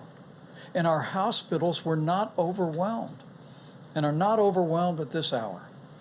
And I have to tell you, standing here today, I couldn't be more proud to stand alongside this President and to be a part of this team that has served the American people during this challenging hour. And I just say to you, to every American looking on, as we see the numbers leveling and maybe even beginning to go down, I just encourage you to keep doing what you're doing, because of the sacrifices that Americans and American families have made through these mitigation efforts. You're saving lives and you're seeing our nation through this time. Sir, did the states tell you, you've been talking to the governors quite a bit, did those coalitions of states on the West Coast and in the Northeast, did they tell you what they were going to be announcing before they announced it? Governor Phil Murphy and the governor of Connecticut expressed today that they were going to be speaking and discussing on a regional basis what their recommendations would be. And we assured them today. About that, though, sir? We assured them today on our conference call with, I think, 48 governors that were with us today for the better part of an hour and a half. We told them that what the President would be producing is directed to be produced are additional guidelines for the states certified by the CDC that would inform those governors and local communities and mayors about the best way forward based on the unique circumstances that those states and those communities are facing. I think what's clear is the American people have seen the experience in Washington State, where this really all began for us, and in California, and now the extraordinary challenges in the greater New York City area, including New Jersey and Connecticut, the challenges in New Orleans and Louisiana and Detroit, still Chicago, parts of Houston. But they're also seeing that in each one of those cases, that the mitigation efforts are truly working. And so we'll work with those states, and in some cases it'll make perfect sense for them to work together Let you know ahead on of a time regional what they were basis. We But don't know that. but You the don't know president the president will be. I'm sorry, I didn't hear your question. Can you tell us? Did they let you know? No, you made a statement. You don't know that. Did the I West didn't Coast hear you. I states- didn't hear And the we would, statement. and I'm we sorry. would like to have their cooperation, and we are going to have their cooperation. They will cooperate perfectly. Watch. And let me just affirm what the president said. We heard it again today in what I think was our 9th conference call with governors. I think every American would be proud to see the partnership that this president has forged with governors across the country. I mean, it is an extraordinary statement, and you'll see some data when Admiral Polovchek gets up in just a few moments. But the flow of resources from around the world that we've moved into areas that have faced challenges. I mean, this president has directed us to ensure that every state has what they need when they need it. And the spirit that I heard again from Republicans and Democrat governors today was reflective of that partnership. And as we move forward to the president's goal of reopening America, we expect the same kind of partnership in the interest of the nation. All right, go ahead. The new face mask. Go ahead. Sir, if you can hear me through the mask. Barely. Can you... I hear you well. The District of Columbia argues that they were shortchanged in the most recent funding bill because they were treated as a territory instead of as a state. Will that be made right in Phase 4? Well, we're looking at that, certainly. I heard that complaint, but the mayor seems to be very happy with everything we've done. I mean, she's actually, and she was on today saying very good things. Okay, yeah, go ahead in the back. Yeah, Mr. President, you talked about this being the most difficult decision that you are going to have to take about whether to reopen the economy. I wonder how much it weighs on your mind the thought that if there is a second wave, you've reopened the economy and you might have to shut things down again. It does, and I hope that won't happen. I certainly hope that won't happen, but it does weigh on my mind. Okay, in the back, go ahead, Catherine. Go ahead. Mr. President? Go ahead. Thank you. A question for one of my colleagues who wasn't able to be here. China deployed an aircraft carrier into the South China Sea this weekend amid claims by Chinese state media that COVID has reduced U.S. military readiness in the region. What kind of responses are you thinking of? Will you have a response to this action? China has their own difficulties. We have a relationship with China that we're not happy with certain things that happened over the last period of time, as you know, and I've been very explicit on that. But we know all about that, and no, China is, we've seen what they did. We've seen many other things that they've done, both pro and con, and we'll be just fine. After something earlier where you said that you were putting together the economic task force and that you thought that the recommendations were happening earlier than expected, did you mean to suggest that it could be before May 1st that you start recommending? I don't want to say that, but we're going to be putting out guidelines and recommendations fairly quickly, in a few days. You're not rolling out that it would be before I'm May not going to 1st. say, but look, certain states are doing very well. Certain big parts of the country are doing very well. They're doing really very well. And so we're going to be putting out recommendations and guidelines very soon. Steve? Would these new guidelines be, would they fit each area, or would they be a uniform You're set going of to see, I don't guidelines? want to tell you now, but right now we have a very strong indication that we know pretty much, we have some good ideas. I also do want to get, we'll have video conference or at least a conference call with a lot of very good people having to do with certain fields, whether it's energy or whether it's entertainment and restaurants, et cetera, et cetera. We have to get people back into restaurants. We have to do what we have to do, whether it's deductibility or not, we'll see, but it should be deductibility. You'll get them back so fast. I mean, they used to have deductibility, the restaurant business, it was one of the hot businesses, and then they ended it a long time ago, many years ago, but we may need that to get people back into the restaurants. Please. Yeah, Michelle Obama today got behind mail-in voting nationwide as a possible solution to what's been going on in the States. She said it shouldn't be a partisan issue. Have your advisors told you that could save lives? Well, absentee ballot are you talking about? But on a massive scale because of the coronavirus. Well, I don't know what she did. I mean, I didn't see that. When did that happen today? Yeah, today. She's back to nonpartisan group. I wish her a lot of luck. On Abbott Labs, you said you had long. Yes, Mr. President, there's a little bit of confusion about your phone calls yesterday with President Putin. The Kremlin is saying that you discussed current issues of ensuring strategic security. That wasn't referred to in the White House readout. Can you enlighten us? We discussed many things. We did discuss China. We discussed many different things, but it was primarily a call on the oil, as you can imagine. And they were very helpful in getting a stabilization price, a stabilization of the number of barrels. I think the number is going to be closer to 20, maybe 15, but closer to 20 than it is going to be to 10. And I think it was a very important call. I also spoke with the King of Saudi Arabia, and that was a very important call. And the bottom line is OPEC Plus. It's called OPEC Plus because there are other states, also other nations. We came to a very good agreement. Please. Go ahead. What was the part about strategic security? Was that... I would say mostly we were talking about China. We were talking about their borders. And we were talking about our borders a little bit, our borders with Mexico, because as you know, Mexico was a big part of the deal. And Mexico, really, it was very complex from the standpoint of Mexico. It was not an easy deal for Mexico and the president. We appreciated a certain amount of flexibility. But we talked about borders, we talked about China, talked about Mexico. Security sounds more like arms treaties. We did talk about the arms. Yes, we did. That was a very important part of the call, actually. Yeah, good point. Please. So on Abbott Labs, you said testing is going great. We know that these machines have been sent to some of the governors, but some of them are saying they don't have the materials to actually conduct. Well, they have the to get the material. You know, the governors have to get the material. Now, if they can't get it, they're going to see us. I'm talking about the local governments. I'm talking about governors have to get the material. Now, they have machines. In fact, we're going to go and I asked Mike to go into it as soon as I leave. They have very powerful machines that they don't know they even have. I'm not talking about Abbott. I'm talking about the governors. They have machines that are used for this. You know what I'm referring to? Very big, very powerful machines where in a certain state's case, they're only using 10% of their capacity and they didn't know it. That happens to be Illinois. John, please. Real quick, these 15-minute tests that you've sent out, these new ones that you had in the Rose Garden, they say, including Governor Sununu in New Hampshire, that they don't have the cartridges to actually conduct the test. So when will they get those cartridges? What do you think the answer to that is? Rapidly increasing the numbers. Rapidly increasing the numbers. Should we look at Rapidly timeline? increases, well, pretty quickly. They can do 50,000 a day. Well, you have other machines where they can really work. On that, or- And a lot of the states have the big machines that can do a lot. They didn't even know they had them. They didn't even know that they had them.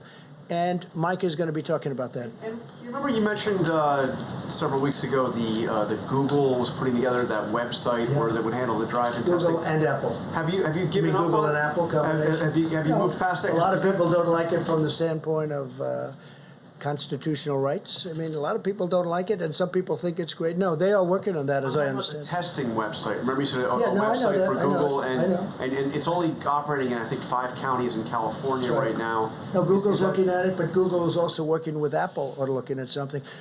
We have the greatest companies in the world looking at things that in a year from now, everything that we're looking at now is going to be obsolete. That's how good it is. We have things happening that are unbelievable. I saw a presentation today that I can't talk about yet, but it's incredible. Plus, I think they're doing, Tony, I think they're doing very well on the vaccines. They're working hard on the vaccines, and I think you'll have an answer for vaccines. I believe that there's some great things coming out with respect to that. Now, you need a testing period, but you're going to have some great things. Please. Sir, on the contact tracing that Google and Apple are doing, so different subject on the contact. No, this is the Google and Apple. I don't know if it's a partnership or what, but they're working on some. Correct. So there was the one. They're working on more than one element. They're working on a couple of different things. Google and Apple. Google is also working on something, as you know, having to do with testing. I believe they're doing that in a singular fashion. So my question is not about the drive-through testing website, not that. Okay. On Google and Apple's contact tracing, that they want to, Yeah. they've got this process now where they can put, contact tracing on your phone. If you opt in, you can be alerted if you've been That's in right. contact with someone with the coronavirus. How do you feel about Well, that? it's an amazing thing, but a lot of people have some very big constitutional problems with it. You know that. It's an amazing thing. And it would be, actually, as you know, other countries are thinking about using something similar, but not as good. Which other countries are thinking about something? I hear Singapore is. Now, Singapore had a little bit of a setback because they had a break, you know that, but they'll take care of it. I know the folks in Singapore, they're doing a great job, and they're going to put it back very quickly. But Singapore and other countries are looking at other things, and some countries are doing other things. Would you prefer that Americans use some Well, other I don't want to system? get into that because we have a whole constitutional thing. We have more of a constitutional problem than a mechanical problem. But we will be making a determination on that. That's something we're going to be discussing with a lot of people over the next 4 weeks. That would be a very accurate way of doing it, but a lot of people have a problem with it. Yeah, please, go ahead. A testing question, maybe for Dr. Fauci as well. Can you talk about where the antibody test is and how quickly Well, it's that moving will- along. I think I can speak because I have to leave. Moving along quickly, moving along well. It's a test that's been going along for many, many years, except now we have very modern, very incredible versions of it. But that's moving along. The antibody test, moving along very well. Okay, any more COVID-19? COVID-19. One soldier on the Steve? Theodore Roosevelt has died. Have you determined the status of Captain Crozier, the former? Well, that's going through the Navy, as I understand it. The Navy is going to be making decisions on all of that. And they had a break-in. I don't think the ship should have been stopping in Vietnam when you have a pandemic, to be honest with you. You know, I don't think the captain should have been writing letters. He's not Ernest Hemingway, as I said before, and he shouldn't have been writing letters. And I don't know who gave the orders to stop in Vietnam, but they stopped in Vietnam, and all of a sudden they get on, and now you have over 500 sailors and people on the ship that are affected. I don't know whose idea that was, but that wasn't such a good idea in the middle of a pandemic. Yes, please. I have a question on. Just one last on this question of constitutionality. I'm just wondering what changed your view because Nothing changed it. No, I know exactly what you're going to say. Nothing changed it. The fact that I want to rely on states, or maybe will, or maybe have, and the fact that we've gotten, that's one thing. The fact that I don't want to use the power is another thing. Look. From the standpoint of the Constitution. Yes, Constitution. You thought it should be up to the governors. You can look at constitutionally, you could look at federalism, you can look at it any different way. John, the fact that I don't want to exert my power is much different. We have the power. Does the federal government have the power? The federal government has absolute power. It has the power. As to whether or not I'll use that power, we'll see. I would rather, John, work with the states because I like going down to a local government.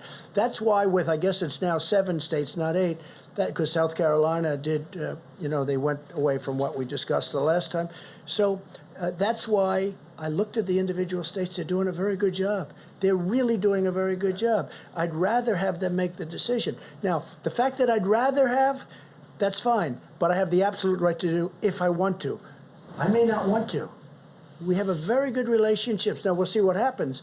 If you notice, the few states you're talking about, they're all with Democrat governors. But if governors are doing a good job and they control it better, because you don't have somebody in Washington saying, set up a testing site in the parking lot of a Walmart. And we're in Washington and they're in a state that's very far away. That's really, it should be, and it should have always been, and I've always said it was. But the relationship we have now with the states and governors is very good. And we'll be announcing over the next very short period of time exactly what we're going to be doing. Okay, a couple more. Go ahead. On coronavirus and Joe Biden, he's the presumptive Democratic nominee. Do you have any plans yet on when you'll start sharing, or when the White House will start sharing some of that information about the coronavirus, your presidential Well, nobody's data? called about coronavirus from their standpoint. Look, they had the H1N1, which is swine flu, and that was a big failure. That was a tremendous failure. They had a lot of failures. You take a look at the history, and 17,000 people died. And you talk about late. They were so late. They were late like it never even existed. That was a big problem. Caused a lot of other people a big problem too. So if Joe Biden would like a briefing, I'd certainly get him a briefing. I don't know what he'd do with it. Yeah, please. Are Jared and Ivanka serving on the new task force, and how are you going to balance what? No, they're not. No.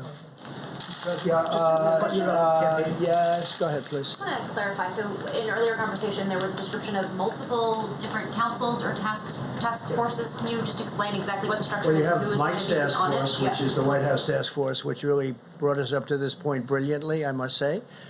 Dealt with governors all the way through, and I was on many of those calls, and every call got better and better and better. It was hostile at the beginning. By the time we finished, I mean, today's call was a very good call, very friendly call. I think everyone's online. And again, you don't have anybody driving you crazy saying they're not getting ventilators, they're not getting all of the different things. They need more beds. They have a lot of beds right now. And we always erred. I think it's important if you know, we always erred on the sake of give them more. Even when we didn't think. We didn't think New York needed the beds that they were asking for. We didn't think they needed the ventilators that they asked for. And we were right. Now, on ventilators, we're ready to march. I told you this. We're ready to march. We have 10,000 ventilators. We're ready to move them anywhere in the country where we need them, if we need them. We're also building a lot of ventilators, and that's going to be used at some point. I believe, we're going to have stockpiles, including state stockpiles, if they want to work out some kind of an arrangement with us. But we're also going to help other countries, whether it's Italy or Spain or France is having a big problem. They all desperately need, Germany too, they need ventilators. So we're going to have a lot of ventilators. We have a lot, you heard the numbers, we have a lot coming next week. Next week we have a tremendous amount coming. Okay, final question, Steve. I'd ask about how the task force is going to be structured. Is it one? No, then we have, in addition to that, we have a number of committees. We'll have a transportation committee. We're going to have a manufacturing committee. You'll see it tomorrow. We're also having a religious leaders committee. We have a great group of religious leaders. We're having committees with religious leaders. You've been seeing what's going on at the churches and all of that. And we're going to have a faith leaders committee. And so we're going to have a few committees. I'll call them committees. And then ultimately, we're going to make decisions. So we're going to make decisions fairly quickly, and I think they're going to be the correct decision. I hope so, Steve. Form the economic task force tomorrow. When do you want them to have recommendations? Soon. And they already know what I want. And so when you say form, I don't have to give them instructions. These are very sophisticated people. These are the best people in their fields. So I don't have to say, gee, we just met, and we're going to meet in 2 weeks, and here's what I said, here's what I want. We've already told them. And they're the best names in the various businesses and professions and religions. I mean, these are the greatest names, the people that I think probably know the best. So we've called them, and we're going to be speaking to them very soon. And we want them to have, if it's questions or statements, we want them to have that for us. And we will have either response or maybe, ideally, we're going to be learning from them, and we'll be able to do that and put everything we learned from those calls into our new guidelines. So we're going to have new guidelines coming soon. I think it's going to be very good. I think it's going to be very smooth, and I hope it's going to be very safe. Thank you all very much. Thank you. Stanley Shera is a friend of mine for a long time. He's a great real estate person. Passed away, was a great real estate person. Great. Sort of a legend in New York real estate. He called me a couple of weeks ago, said he's tested positive. Stanley's in his early to mid 80s, I guess. And Stanley went to the hospital, and he never came out. He went into a coma. He was unconscious for a long period of time, and he never made it. A great man. He left very charitable, really a great philanthropist, a very, very successful person in Manhattan in the real estate business. So I got to know him a lot. He was so excited when his friend from New York became the president of the United States. He was like a young boy. And he was not a young boy, but he was like a young boy. He was so excited. He thought would do such a good job, and he was so happy. And he was very proud of what we've done in this administration. But he was tested positive, and unfortunately, he didn't make it. To me, it's a very sad thing. Thank you all very much. Thank you. Thanks, Doug. Thank you, Mr. President. As the President mentioned, the task force today spoke to 48 of the nation's governors. On that call, we reflected on the fact that all All 50 states had emergency declarations in place, which was a first for American history. $5.2 billion have been distributed to the states under the Stafford Act, and it was a productive call and reflective of President Trump's ongoing direction for us to work closely with the states to make sure the states in the areas most impacted by the coronavirus have what they need when they need it. We spoke about the issue of testing and supplies, and I'm going to ask Dr. Deborah Birx to come forward, as well as Admiral Polovchek, to reflect on both of those topics for you. Dr. Birx has been leading an effort from the task force from early on rapidly expanding testing. It was early on that the President formed that public-private partnership with commercial labs, and as we stand here today, more than 2.5 million tests have been performed. And when we add in the estimates of labs that we have to assume with reasonable projections have not yet reported into the CDC, we think that number could be closer to 3 million tests that have been performed. As has been mentioned, the new 15-minute test, we are working closely with Abbott Laboratories that the President and our team met with today here at the White House to rapidly increase the availability of cartridges. Abbott is producing roughly 50,000 cartridges a day. FEMA acquired an initial supply of that and distributed those to the states, but we're working with the states to not only distribute what's being made, but also work with other suppliers to create additional cartridges. A point that I'll ask Dr. Birx to expand on in just a moment is the fact that beyond the new 15-minute test by Abbott Laboratories, beyond what we expect to be a new antibody test, which may well be approved by the FDA in just a matter of days, and an antibody test that would be produced at the rate of 20 million tests a month. The reality is that those commercial laboratories that the President brought in here the better part of 2 months ago and initiated that public and private partnership with have been producing hundreds of thousands of tests every single week. But as Dr. Birx and our team have apprehended, we believe at this point in time that of the Roche equipment that is out there that does the high-speed testing, and we inform governors of this today, we think that that some 20% of that capacity is not being used. And with regard to the Abbott N2000 systems, we told governors today that we think 75% of that laboratory capacity that exists in the United States today is not being utilized by our governors. So we sent a very clear message to governors today to reach out to their hospitals, reach out to their labs to identify the presence of the Roche Amplicor 500 and the Abbott N2000 to get those activated. We literally estimate that although we're doing over 110,000 tests a day in the United States, that if our governors and state labs would simply activate the machines that are already there, we could double the amount of testing in the United States literally overnight. And so I know that governors' teams watch these briefings, and we'll remind them very respectfully again to identify those labs. And we have a team that now is deploying, reaching out to labs to see if we can activate all of those labs. Secondly, on the subject of supplies, I've said it a couple of times from this podium today, but let me say it one more time. President Trump's direction to us in dealing with the states on personal protective equipment and ventilators has been to make sure the states have what they need when they need it.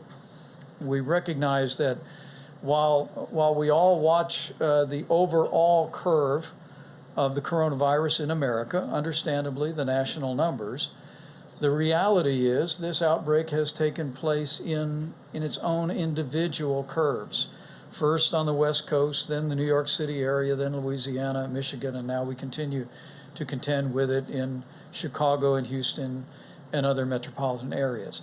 It has given us the opportunity to ensure that personal protective equipment and ventilators are made available on a critical basis. And I have to tell you, we're incredibly proud of the effort and the partnership with states that has us standing here today, that no one who has required a ventilator has been denied a ventilator in the United States of America. At this point, we have just short of 7,000 ventilators in the Strategic National Stockpile, but as Admiral Polovchek will detail, we're already beginning to receive newly manufactured ventilators. We'll get another 1,000 in this week. By the middle of May, we'll literally have another 8,000 ventilators available for deployment around the country. I'm going to let him describe to you the specific detailing of those resources, but I want to share these numbers, most especially for our healthcare workers around the country in the areas most impacted by the coronavirus, so that you know the resources are surging into the hospital systems at the point of the need, and we will continue to do just that. So let me recognize Dr. Birx to reflect on the data and also on maybe some comments on testing. And then Admiral Polovchek, if you just step up and then you'll describe supplies. We'll hear from Dr. Fauci again and then take a few questions. Great. Thank you, Mr. Vice President. I don't know if we can get the first slide on cumulative cases. Yes, thank you so much. I wanted to show you a different way of looking at it today. Obviously, we look at case counts per 100,000 Americans in each of our states and metro areas. But I wanted you to see in absolute numbers how much the New York, New Jersey metro area dwarfs all other metro areas. And so you can't even see Chicago, Detroit, or Boston. All of those metro areas are under 25,000 cases. You can see that the New York, New Jersey metro area is about almost 250,000 when you bring those cases together, almost a log more. And that's why you hear us talking a lot about the metro area of New York and New Jersey and the counties of Rockland and Westchester and Suffolk and Nassau and Bergen, New Jersey, and why we're so focused on getting resources to that metro area. If I can see the next slide then. So if I take New York and New Jersey metro area out, this is the other metro areas that we have been tracking very closely. I wanted to show this to you so you could see how those curves are already starting to plateau. So if you look at Detroit, if you look at Philadelphia, if you look at Louisiana, Louisiana's in green, Detroit is in gray. You can see across the board, across these metro areas would have a higher concentration of individuals. This is what the American people in these large cities have done, where it is more difficult often to socially distant. And we're just really impressed by the work of the mayors and the governors to make this happen. I also wanted you to see this because you can clearly see Chicago and Boston. And so Chicago is in the orange and Boston is in the yellow. They are crossing Detroit. And that's why we have been very much focused on the needs of those areas. And there's one, and Providence is also in that category. It's difficult for you to see them because they're much further down on the slide. But the highest, if you look at the axis on this slide, it's 25,000. The axis on the last slide was 300,000. And so that's why I really want people to understand each of these epidemics, small epidemics in each of the metro areas, we're tracking independently, as well as any epidemics and outbreaks that are happening in some of our other states. So I just wanted you to have that perspective of how significant the New York, New Jersey issue is and why we've been tracking that so closely. But I also wanted to assure all the other states that we're tracking them also very closely and really working with the governors and mayors. And that's why I wanted to see that not only are the curves flattening in some of those major metropolitan areas, but they're starting to decrease. And this is what we're very excited about. These are cases. We also know that mortality will lag. And so we're really tracking also the number of individuals who have succumbed to the COVID-19. I also wanted to really note here that, yes, our mortality is less when you combine European countries equal to the size of the United States. And I think this is really two things. One, it's the incredible work of the American people, but it's also the incredible work of our healthcare providers and the system of each of these hospitals that have the resources and the ability to respond to the needs of the COVID-19 patients. And I think you can really see this superb healthcare delivery that is happening by the low mortality. Just to mention really quickly about testing, because you've heard me before talk about it, and then it was a little bit misquoted and misaligned, but there are multiple Abbott machines, so I'm going to be very clear, having spent years in the laboratory. The high throughput machines, which are the Roche 6800 and the 8800 on Roche, and the Abbott M2000, these are the machines that run between 500 and 1,000 assays at a time. The Abbott company worked really hard 3 weeks ago in getting 1 million tests out there to be utilized, and they can make 1 million tests a week for all of our laboratories that have these platforms. And so far to date, somewhere around 250,000 tests have been utilized in 3 weeks worth of work. And that's why we've really been appealing to the laboratory directors to really bring all those machines on. Last week, Dr. Fauci and his incredible team of researchers have agreed to really reach out and find additional Roche and Abbott high throughput machines that are in research institutions and doing critical research work, to bring them online also, to supplement the other laboratories' work, to create a mosaic and a complete strategy that brings together the high throughput platforms with the medium throughput platforms, with what are the low throughput but rapid platforms, which is this ID Now.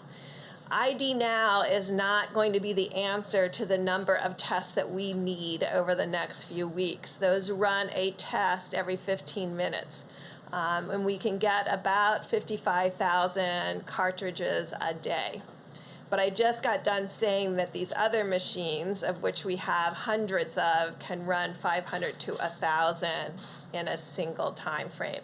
And so we need to bring all of these assays together, and a team has been created to call every single laboratory and every single research institution across the United States to define the complete capacity in every single state, because it shouldn't be our expectation that every governor understands exactly everything that's in his state. But we have to understand everything in every state in order to be able to meet the needs of the American people as we increase testing. Now, I know you all know that in 3 weeks we went from 300,000 tests total to 3 million tests total in 3 weeks. We know that we have to further increase that. That has been done really by HHS and Admiral Giroir and the team up there. And we're going to supplement that team to really bring on all of the additional resources and platforms that we have in the United States of America, just like we did with ventilators, to bring all of the capacity to bear so that we can also continue to increase testing. Also, of course, as these epidemics decrease, you can also be able to use more and more testing for surveillance. But I do want to call out the 19 states that aren't ever represented in these graphics, and by and large. The states have been continuing to do containment and outbreak investigation. And I've been able to talk to many of those states, and I would just remind all of us, when I talk to each one of these state health officials, where they are finding outbreaks are in nursing homes. And so we really need to continue to protect and we continue to test in nursing homes, because we know that that's a particularly vulnerable group. And it's a group where often, now that we're beginning to understand asymptomatic transmission, no one is intending to pass the virus on to others. But we know in essential workers around the United States, people are unknowingly infected and in passing the virus on. And so those are the ones that we're very interested in finding. And you might say, well, how do you find them? Because they don't have symptoms. And so this is where we really have to increase surveillance in a very deliberative and understand way. And so we're really looking, what are sentinel surveillance sites? I think we can see where there's outbreaks, because once people have symptoms, you can see them. But where do you do sentinel surveillance so that you find them before they have symptoms? systems. This is what we have done for decades in HIV, and it's what's allowing us right now to really control the HIV/AIDS epidemic in sub-Saharan Africa, because we're finding people when they're asymptomatic and treating them when they're asymptomatic. So this is something we know how to do, and it's something we're working very closely with CDC and others on to make sure that we can bring that full capacity to the American people. So these are just some insights in what we're working on. We're continuing, obviously, to track every single county and community. And then finally, I'm going to call on one additional group. There's a group out there of our HIV/AIDS activists and community workers that understand these tests that I've been talking about, these RNA-based tests, because they often get viral loads in HIV. They will know how to explain this to the community about sampling and what it means to run those assays. They are essentially virologists. They understand all of these assays.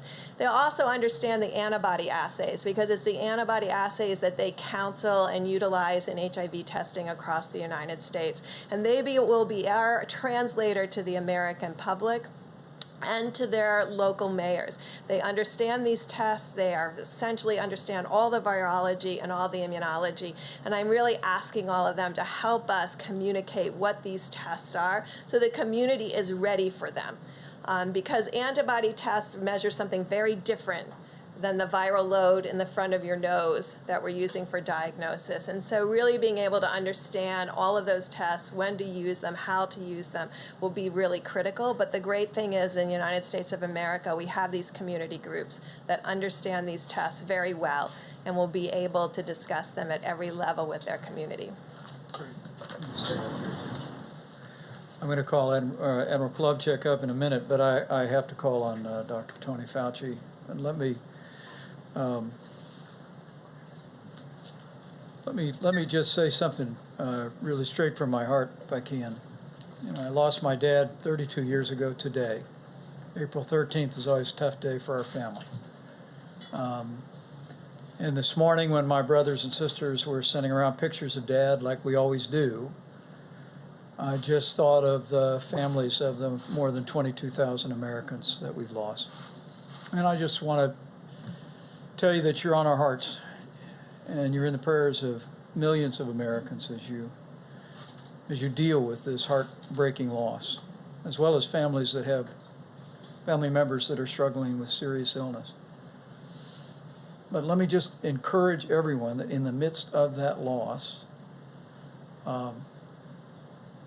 because the American people have been putting these mitigation measures into practice, there are families that are still together today. And I just want to encourage you here at roughly the halfway point of 30 days to slow the spread to take that to heart. In no way minimize the losses that we've experienced as a nation and as families. But to be encouraged to know, when you see those numbers on the vast majority of states, that because of what the American people are doing, it's working. And Dr. Fauci and Dr. Birx and the entire team continually ask us to remind the American people, and we do so again today, keep doing what you're doing with the 30 days to slow the spread, and we will hasten the day that we heal our land. Dr. Fauci? I just want to make one comment that related to a question that was asked, and then we'll have questions. I don't want to take too much time. The idea about how we would evaluate from a purely public health standpoint about what I call re-entry into some sort of normality. As health people, I don't know anything about, nor do I have a claim to know anything about economics. There are going to be people who know a lot more than I do who are going to give advice about all of the committees that the president was talking about. But the one thing we do know as health people, as physicians and scientists and public health people, as I mentioned, I think over the weekend on one of the shows, is that some people may think it's going to be like a light switch on and off. You know, we're either out and we're in. It's just not going to be that way because we have a very large country and there are different impacts. As you see, New York is very different from other parts of the country, from the Midwest, from the mountain region. California and Washington, different than New Orleans. So as we discuss and consider the public health aspects, it likely would be something that I refer to as sort of like a rolling reentry. It's not going to be one size fits all. So I don't know what it's going to be yet because we still have time to look at it. Dr. Birx, who does an amazing job with showing you the data and the charts, that's going to likely influence some of the recommendations that we will make. But I can assure you they will be recommendations that will be based purely on public health. And the president will get a lot of other input from others, but we'll give the honest public health recommendation. Thank you, Tom. Admiral Polovchuk, get an update on supplies, and then we'll take a few questions. Thank you, Mr. Vice President. Can I have the ventilator slide back up? Let me just start from there. All right, thank you. So you start with what's in the stockpile this morning, and then here's the contracts that we'll be delivering over the next few weeks. We add 8,600 ventilators to the pool we already have. That's the math that you get there. That's included the DPA action with GM, and we'll say that we've also issued what would be called rated orders with all of these vendors to allow them front of the line privileges, so to speak, within their supply chain. So we've written the contract. This is the 100,000 plus ventilators we're talking about, and to continue to work with them to ensure that the ventilators actually show up. So there's a continue to work there. And as we did that, we realized that downstream supply chains needed some additional Defense Production Act work as well. You go to the air bridge. 80 flights scheduled, 37 complete, 43 on the horizon, and you can see the numbers of material that's been brought in to supplement the volume that's needed. Now I'm going to go through a series of slides of New York first. So Dr. Birx provides me what I will call as a geographic reference to align the supply chain. So all of those cities, you'll see a little bit of theme here. I'll be talking about a lot of the cities and geographic areas. Align the supply chain to those geographic areas to try to get as much there, while realize the rest of the nation needs supplies as well. And then we aligned the supply chain to site of care, public hospitals, VA, private hospitals, nursing homes, first responders, acute care, and on down the line. So the last business week, so Monday of last week through Friday, Saturday of the past week, these are the amounts of materials that came into the New York, New Jersey metro area, and you can see the volumes there. So if you can go to Detroit, we talked about their hotspot. Here's the volumes of deliveries going into Detroit for that same time period. You can go to Chicago, and I'm going to run through this kind of quick, but you can see that the geographic alignment, the places that Dr. Birx has talked about is where we're concentrating supplies. If you can go to New Orleans to give you an understanding. Washington, D.C. Right, so I hadn't talked about that. Today was, a very kind of early entry into the Washington, D.C., Baltimore, right? Positioning supplies ahead of need, we hope, in Washington. Go to Baltimore, and you can see the volumes there, trying to get ahead of that. And then Philadelphia is next. And then now the next slide is a 9-city roll-up. And so to save a little time, I did not include Boston and Houston in there. So you can see the volume of material flowing through a commercial network, air bridge, their supplies, into geographic regions, and then further prioritized to site of care. Now, final topic. N95 masks. So the Department of Defense announced a DPA action this weekend. That came over from DOD on Friday into the White House, approved on Saturday, and contract awarded today. $131 million, 5 companies, 3M, Honeywell, Owens & Minor, Boldex, and Draeger. The CARES Act was signed before March was end, right towards the end there. So essentially 2 weeks from that money being put in the Title III authority for DoD. This action takes us from a baseline of what was being produced domestically of about 30 million masks, upwards to, as we go through the fall into the winter, 120 million masks domestically. So currently we're filling some of that demand from overseas sources, right? And so the additive masks here through this will ramp up, lower dependence on overseas sources, and that will essentially secure a big piece of supply chain. 5 companies, 6 cities: Smithfield, Rhode Island; Phoenix, Arizona; Del Rio, Texas; Lexington, North Carolina; Sheboygan Falls, Wisconsin; and Aberdeen, North Dakota.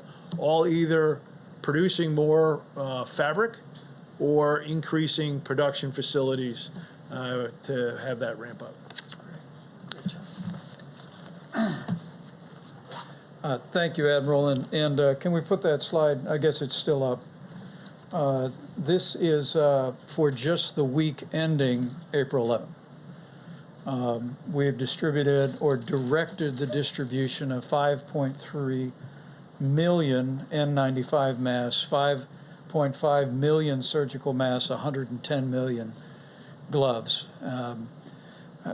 We share that mostly just to make sure our healthcare workers know that the resources are flowing. We're going to continue to flow them, but this is just the numbers for this week.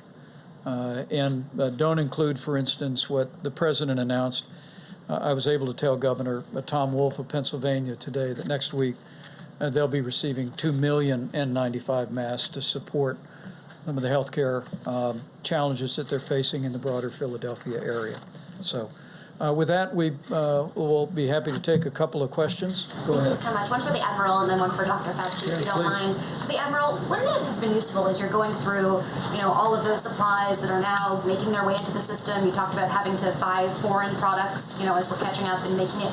Wouldn't it have been useful if it had taken until mid-March for the government to start placing bulk orders for these kinds of supplies? So I came over from the Pentagon the 20th of March, so I'll speak from the 20th of March on now. We're using the Defense Production Act. I think you'll see much more use of that as we go forward. We make. The question is about the timing here. I know that. I'm not equipped to talk about other than from about the 20th of March forward. I wasn't. I was over the Joint Staff. I wasn't. Okay. I wanted to ask Dr. Fauci. You said that you'd be, giving the president your recommendations, you and Dr. Birx coming up with a plan that you guys are comfortable with. Are you willing, once the president has made his decision, are you willing to come here and tell the American public what you actually had recommended to him and whether he followed through with what you recommended? I'm not really. What do you mean? So when the president stands up here, whether it's May 1st, whatever day it is, and outlines his plan, are you willing to stand up here after him and tell the American public what it was that you had recommended he do if there is a difference? I have to think about that because when you have conversations with the president, sometimes they really should be confidential in what you give him because he's going to have to make his own choice. I'll have to think about that. So that way we would know whether he was actually listening to the health advice that he's being provided. Yeah, he is. I mean, I can tell you one thing, he'll listen. But I think what's going to happen, I don't know for sure, is that he will get input from a number of individuals representing a number of aspects of society. One of them will be a health. The only thing that I can tell you is that I will give him the advice based on evidence, my observation of what the best public health approach would be. Dr. Fauci? Yeah. Just to go back to where we started today, which was with the president's seeming frustrations with some of the reporting about his early decision-making process in January and February. as I'm sure you know, the reason we in the press do that kind of reporting is so that the next president that comes along and has to deal with the pandemic learns some of those lessons. Having watched this unfold up close, what do you think were the mistakes that were made early on that a future president could learn from, with the benefit of hindsight, of course? You know, there's no president gets Yeah. it right, obviously. I understand. I don't want to use the word mistakes because when you're in the fog of war, when you're doing something, you have to make decisions. You get input from a number of individuals. It's always a moving target. And I just don't want to have anything taken out of context because I already had one of those already in the last couple of days. So I don't want to go through it again. I wouldn't say mistake. Could things have done better? Of course. I mean, nothing is perfect, and you could always do better. But I mean, I hesitate to say something is a mistake. With the benefit of hindsight, with that caveat, what could have been done better? Well, I mean, I can't comment about anything outside of my own field, but the thing that when I think back on was evolving in my mind was something that was a virus that was much worse than what I had thought it was going to be, based on what we had learned early on, when it was first felt to be something that just jumped from an animal to a human, and really didn't have much capability of going human to human. And then all of a sudden you find out that not only was it not just animal to human, but there were a lot of, that's probably the way it started. But then as you go back and you realize there were probably a lot of infections that maybe if we had dealt into that a little bit more, we could have learned that not only is it affecting human to human, but it's transmitting really efficiently. When I question myself, I'm not perfect. Maybe I wouldn't say made mistakes, but maybe I should have really tried to delve into that a little bit more about what was going on, but the information wasn't as forthcoming as I would have liked. And then all of a sudden, when you find out that you're dealing with something that is not only what had been your worst nightmare, because people ask me that, what is your worst nightmare? A brand new virus that's respiratory transmitted, that has a high degree of transmissibility, that has a high degree of morbidity and mortality. You know, is that a mistake? Maybe I should have been able to realize that earlier. I'm not sure it was a mistake. It was just an evolving thing that we finally realized and said, whoa, this is really worse than we could have imagined. Last one, guys. How about one more? When you met with Abbott Laboratories today, what did you ask them to do? What did they say they could do? Well, we spoke with Abbott Laboratories today about how we can increase significantly the production of cartridges for the 15-minute test. Because remember, we're not only scaling to rapidly expand testing across the country today, and it's one of the reasons why you heard me and Dr. Birx say that we have an entire team now that's going to be working with governors and with laboratories around the country to identify the machines that already exist today and that could be activated and doing tests. But we also want to work with Abbott Laboratories for the longer term, because if the current trend lines hold, and I hope and I literally pray that we will soon find ourselves on the downslope of the coronavirus in this country.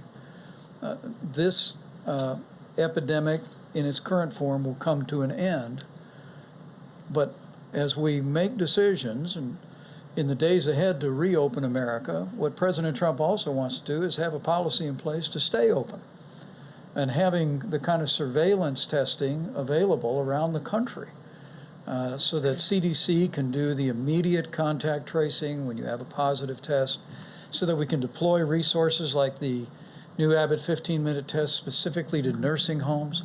We spoke today to Governor Baker in Massachusetts, Governor Hogan in Maryland, both of whom have been very innovative implementing federal guidelines for preventing the spread of infectious disease at nursing homes, and we commend them for that.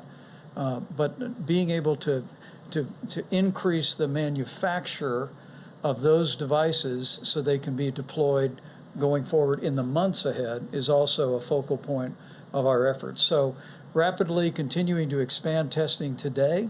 The governor of Louisiana told me today that they had tested at the highest per capita, according to his numbers, of any state in the union. We congratulate him for that. But making sure that going forward we'll have the infrastructure of testing all across America to deal with the coronavirus should it return in the future. With that, let me bid you all a good evening. We will be back tomorrow.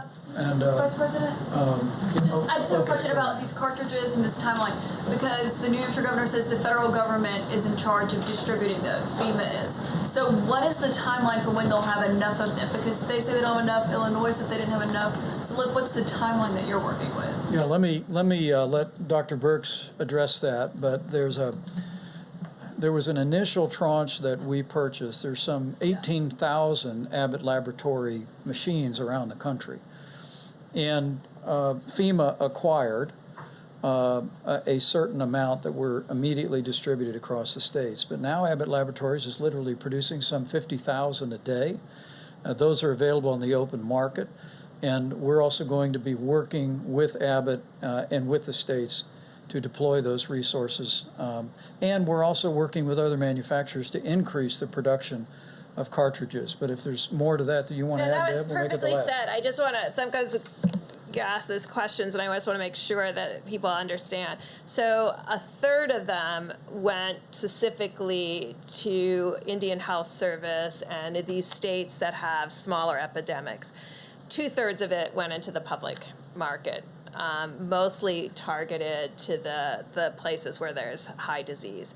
But only 2/3 went that way so that people could purchase them directly, and 1/3 went to the Indian Health Service and to the smaller states that really need these. And so I think what we're trying to do now is balance the entire testing framework of medium, low, and high throughput machines to give everyone the maximum flexibility state by state based on what the needs are at that moment. If there's an outbreak and you have to do 5,000 tests, you're not going to do them on an ID Now machine that takes 15 minutes for every negative, but you're going to do it on your high throughput machine. So making sure everybody knows where everything is and what is being run will be really critical moving forward, because we can't leave anything not on, everything has to be on the table in order for us to be able to dramatically increase testing. Yet another, we went up by a log in 3 weeks. So if we're going to increase again, it's going to have to be getting every piece of equipment on. Let me just again say thank you all for your time and attention, and thanks to every American who's joined us tonight.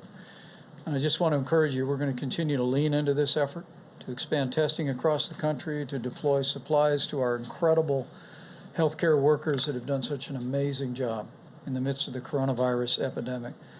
But my last word on behalf of the President, on behalf of our entire task force, is it's 30 days to slow the spread. And I know we're almost at the halfway point, and I know it's been a month of these mitigation strategies, but I hope as you look on, as you see the progress that's made on the West Coast, the beginnings of real progress in the greater New York City area, Louisiana, Detroit, and elsewhere, I hope it will only steel your resolve to continue to do your part to slow the spread, because we'll get through this, but it'll take all of us to continue to do it. So thank you to the American people for all your efforts, and we'll see you tomorrow. Thank you.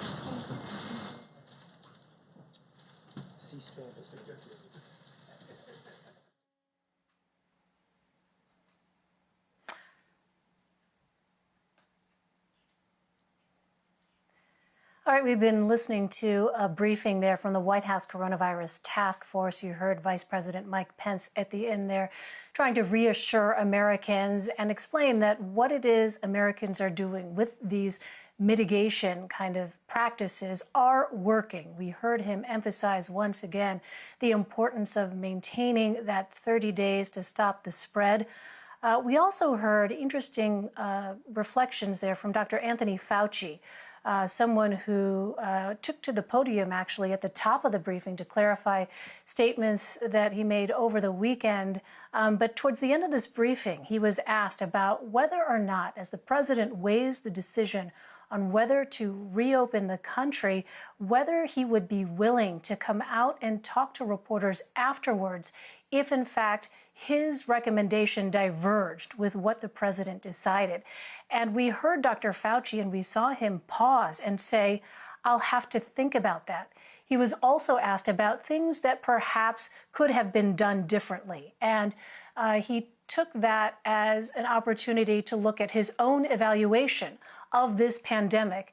And what we heard Dr. Fauci say is that maybe he should have delved a little bit more into this issue of transmission and animal to human, and then what we learned later was actually human to human transmission. Sort of an interesting moment there, rare to see that real-time reflection taking place in front of the cameras there. But as far as testing goes, again, in this country of 300 million people, we heard Dr. Deborah Birx say more needs to be done. However, in 3 weeks, they've gone from 300,000 tests total to about 3 million tests total, but more needs to be done on that front. As for President Trump, he's going to be convening a council to look at presenting the states with guidelines for reopening the country. But he spent much of his time at the podium defending his administration's handling of the pandemic, saying everything they did was right. And at one point, our White House correspondent Paula Reed pressed him repeatedly on the actions that his administration took in those earlier days in the crisis, specifically the time frame after he restricted flights from China at the end of January to March. That, of course, is when the president announced those social distancing guidelines. Let's go ahead and play that exchange with the president and our Paula Reed. Joe Biden went crazy. He said, "You don't need the ban." He didn't go crazy. Like he didn't even know what the hell the ban was. But he didn't go crazy. But he did say, he did call me xenophobic. Wait a minute. He called me xenophobic.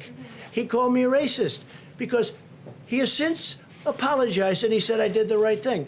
So when you say, why didn't you this? Every Democrat thought I made a mistake when I did it. I saved tens of thousands, maybe hundreds of thousands of lives by putting time that you bought. The argument is that you bought yourself some time. You didn't use it to prepare hospitals. You didn't use it to ramp up testing. Right now, nearly 20 million people disgraceful. are unemployed. It's so disgraceful the way you say that. Let me just listen. I just went over it. Or this rant supposed to make people feel I just went over in it. an unprecedented crisis. Nobody thought we should do it, and when I did it. But what did you do with the time that you bought? You know the we month did? of February. That What we video did? was a gap. What do you The do? entire month of February. What do you do when you have no case in the whole United States? You had cases when in February. excuse me, you reported it. 0 cases, 0 deaths on January 17th. February, the entire January. month of I said in February. Your video January. has a complete gap. On Month of January February. 30th. What did your administration do in February with the time that your travel ban bought A you? lot. A lot. And in fact, we'll give you a list. What we did, in fact, part of it was up there. We did a lot. Look. You know you're a fake. You know that. Your whole network, the way you cover it, is fake. And most of you, and not all of you, but the people are wise to you. That's why you have a lower approval rating. So let's go ahead and bring in our CBS News White House correspondent Paula Reed, who joins us now on the phone, as well as CBSN political reporter Caitlin Huey Burns. Great to talk to both of you. Paula, you were in the room. We heard the exchange. I'd like to start with you. Explain for people who may not have the backstory here. The president's reaction there was coming on the heels of this very deeply reported New York Times story about his administration's decisions or lack of decisions, his critics would argue, in that crucial time period that you were trying to ask the president about, the month of February. That's right, Elaine. And what was unusual about this press conference today is that the Paula, president had... Yes. Yes, can you hear me okay? I'm afraid we don't have our Paula Reed, but let me pose that question, though, to our Caitlin Huey Burns, who I know also heard that exchange. Paula's question, Caitlin, to my ears went unanswered. There was no actual explanation about specifically the effort that Paula talked about to prepare hospitals to ramp up testing, which we heard from Dr. Birx is still, as she put it, in need of even more work at this point. Give us a little bit of the context here of the president's reaction to Paula's question. Hi, Elaine. Well, first, bravo to Paula for that persistent and fair questioning of that gap in February. You mentioned that the president was really airing grievances tonight over that New York Times report. And in that report, which had several people, several reporters reporting this out, outlined a few different things that raised a lot of alarm bells. First, it became clear from health advisors urging him to take a different approach by mid-February. They outlined ways in which medical experts tried to push him to implement social distancing or try to tell people to work from home and start those procedures in place in February. It also outlines an instance in late January when the president's own trade advisor, Peter Navarro, who you see often talking on behalf of the president, he was interviewed by 60 Minutes this weekend, a defender of the president. Even he, in late January, was raising alarm bells about the nature of this pandemic and what it could do to the economy. So this report outlines several instances in which the president did not act as urgently as he could have. And so that's what he was really responding to tonight. And you saw him grow very defensive. He could not answer Paula's question. And at the beginning of the briefing, he played what was essentially a campaign video, picking and choosing clips that portrayed the administration in a positive light, talking about things that he says that he did well. And it was edited in a way that looked like a campaign video might have. And this speaks to the way in which the president has been really using these briefings as a substitute for campaign rallies. Remember, he and everyone else who is campaigning cannot campaign in person, cannot have rallies.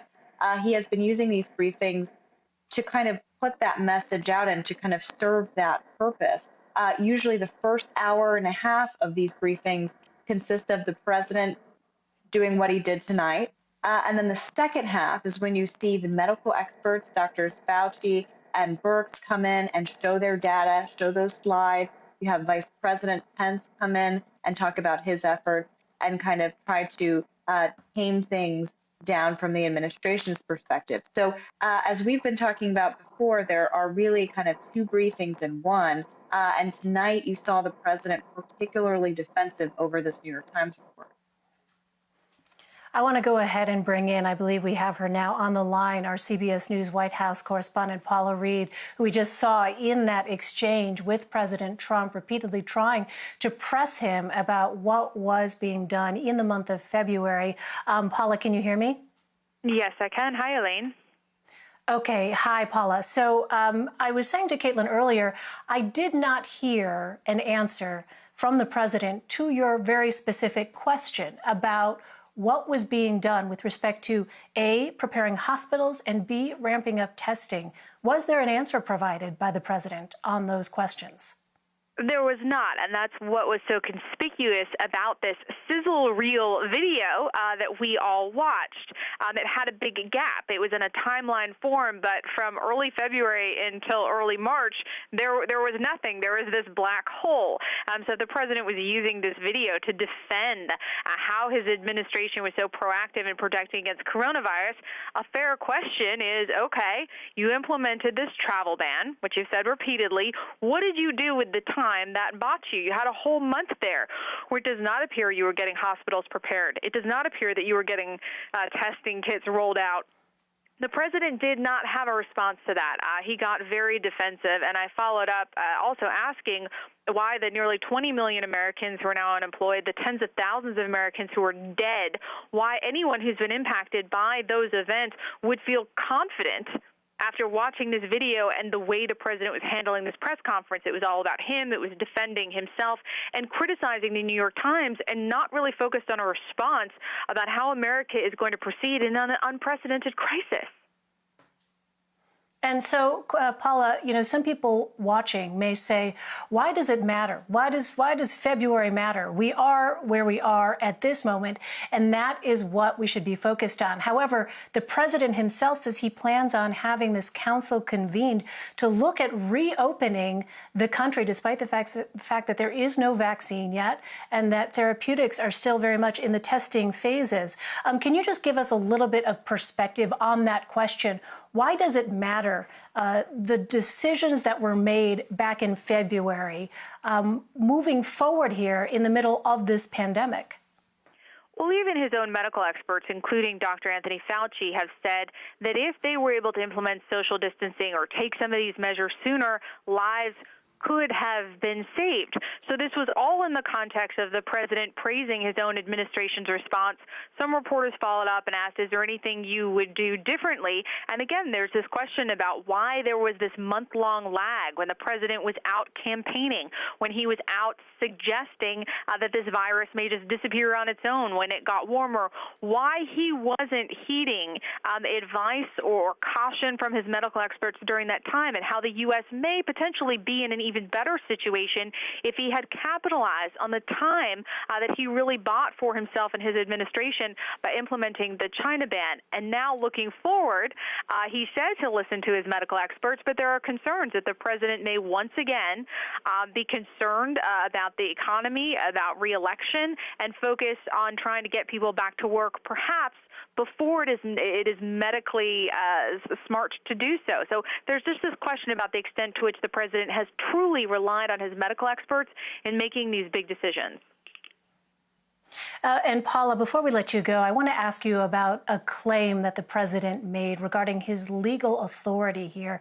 With respect to opening back up the country, the president was questioned repeatedly about whether he, in fact, has this power. Where is he understanding that he gets this power from to override states and local municipalities with respect to their shutdown orders? And the president said, quote, when somebody is the president of the United States, the authority is total, end quote.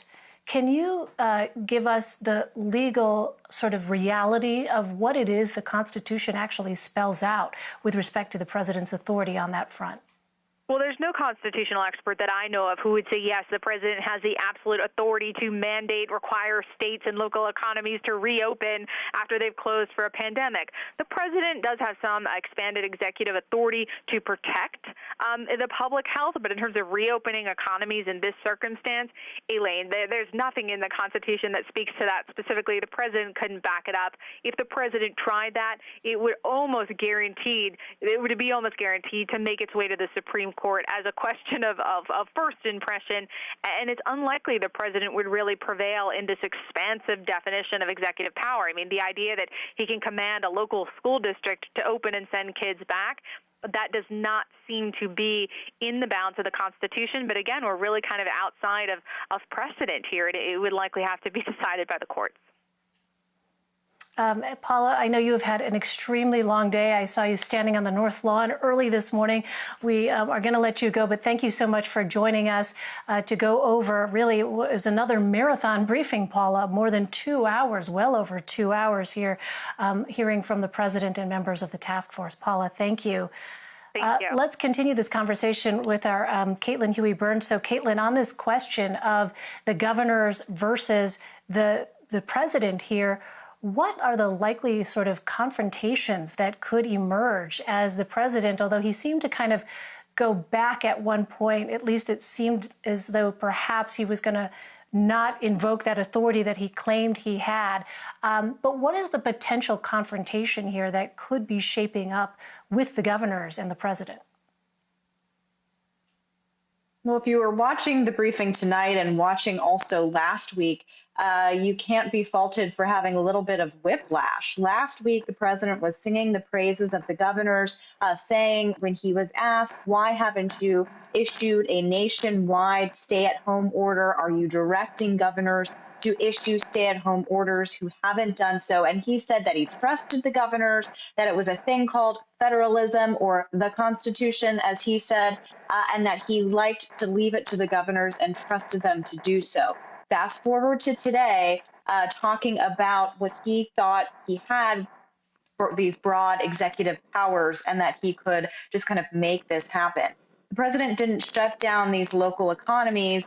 The governors issued stay-at-home orders, and that in turn kind of shut things down. So they are the ones that are going to be responsible for opening them. And a couple of things that they have to consider. First, the governors are, often look to the federal government for guidelines, for federal resources, but it is really up to them to make the steps forward to reopen things. At the same time, you do have several governors starting to put those plans in place, but also considering what the health experts are saying. So you've heard from Andrew Cuomo, the governor of New York, today in a joint press conference with the governors of Connecticut, of New Jersey, of Pennsylvania, and others. And they've kind of formed their own little team, and they're going to kind of consult each other and kind of figure out best practices and steps forward, noting that this will likely be a long path, but these are just kind of initial conversations to start planning ahead.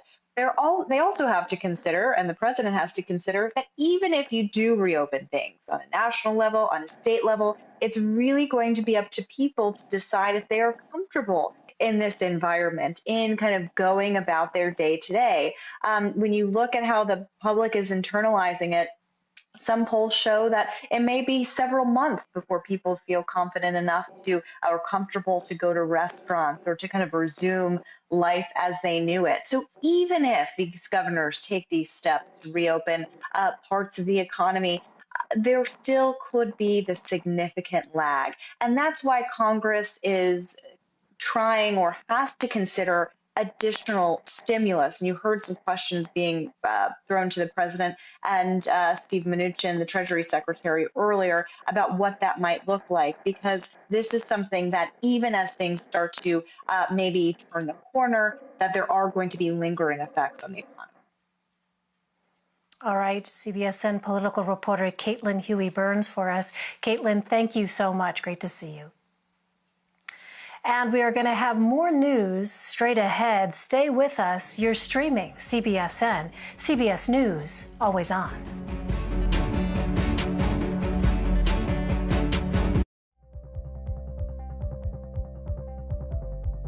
You can watch CBSN 24/7. We've got an amazing story to share with you. Let's talk about the latest developments. There's so many levels to this. We have a CBS News exclusive. Fires in California. What happens next and how does it all play out? We are on a mission with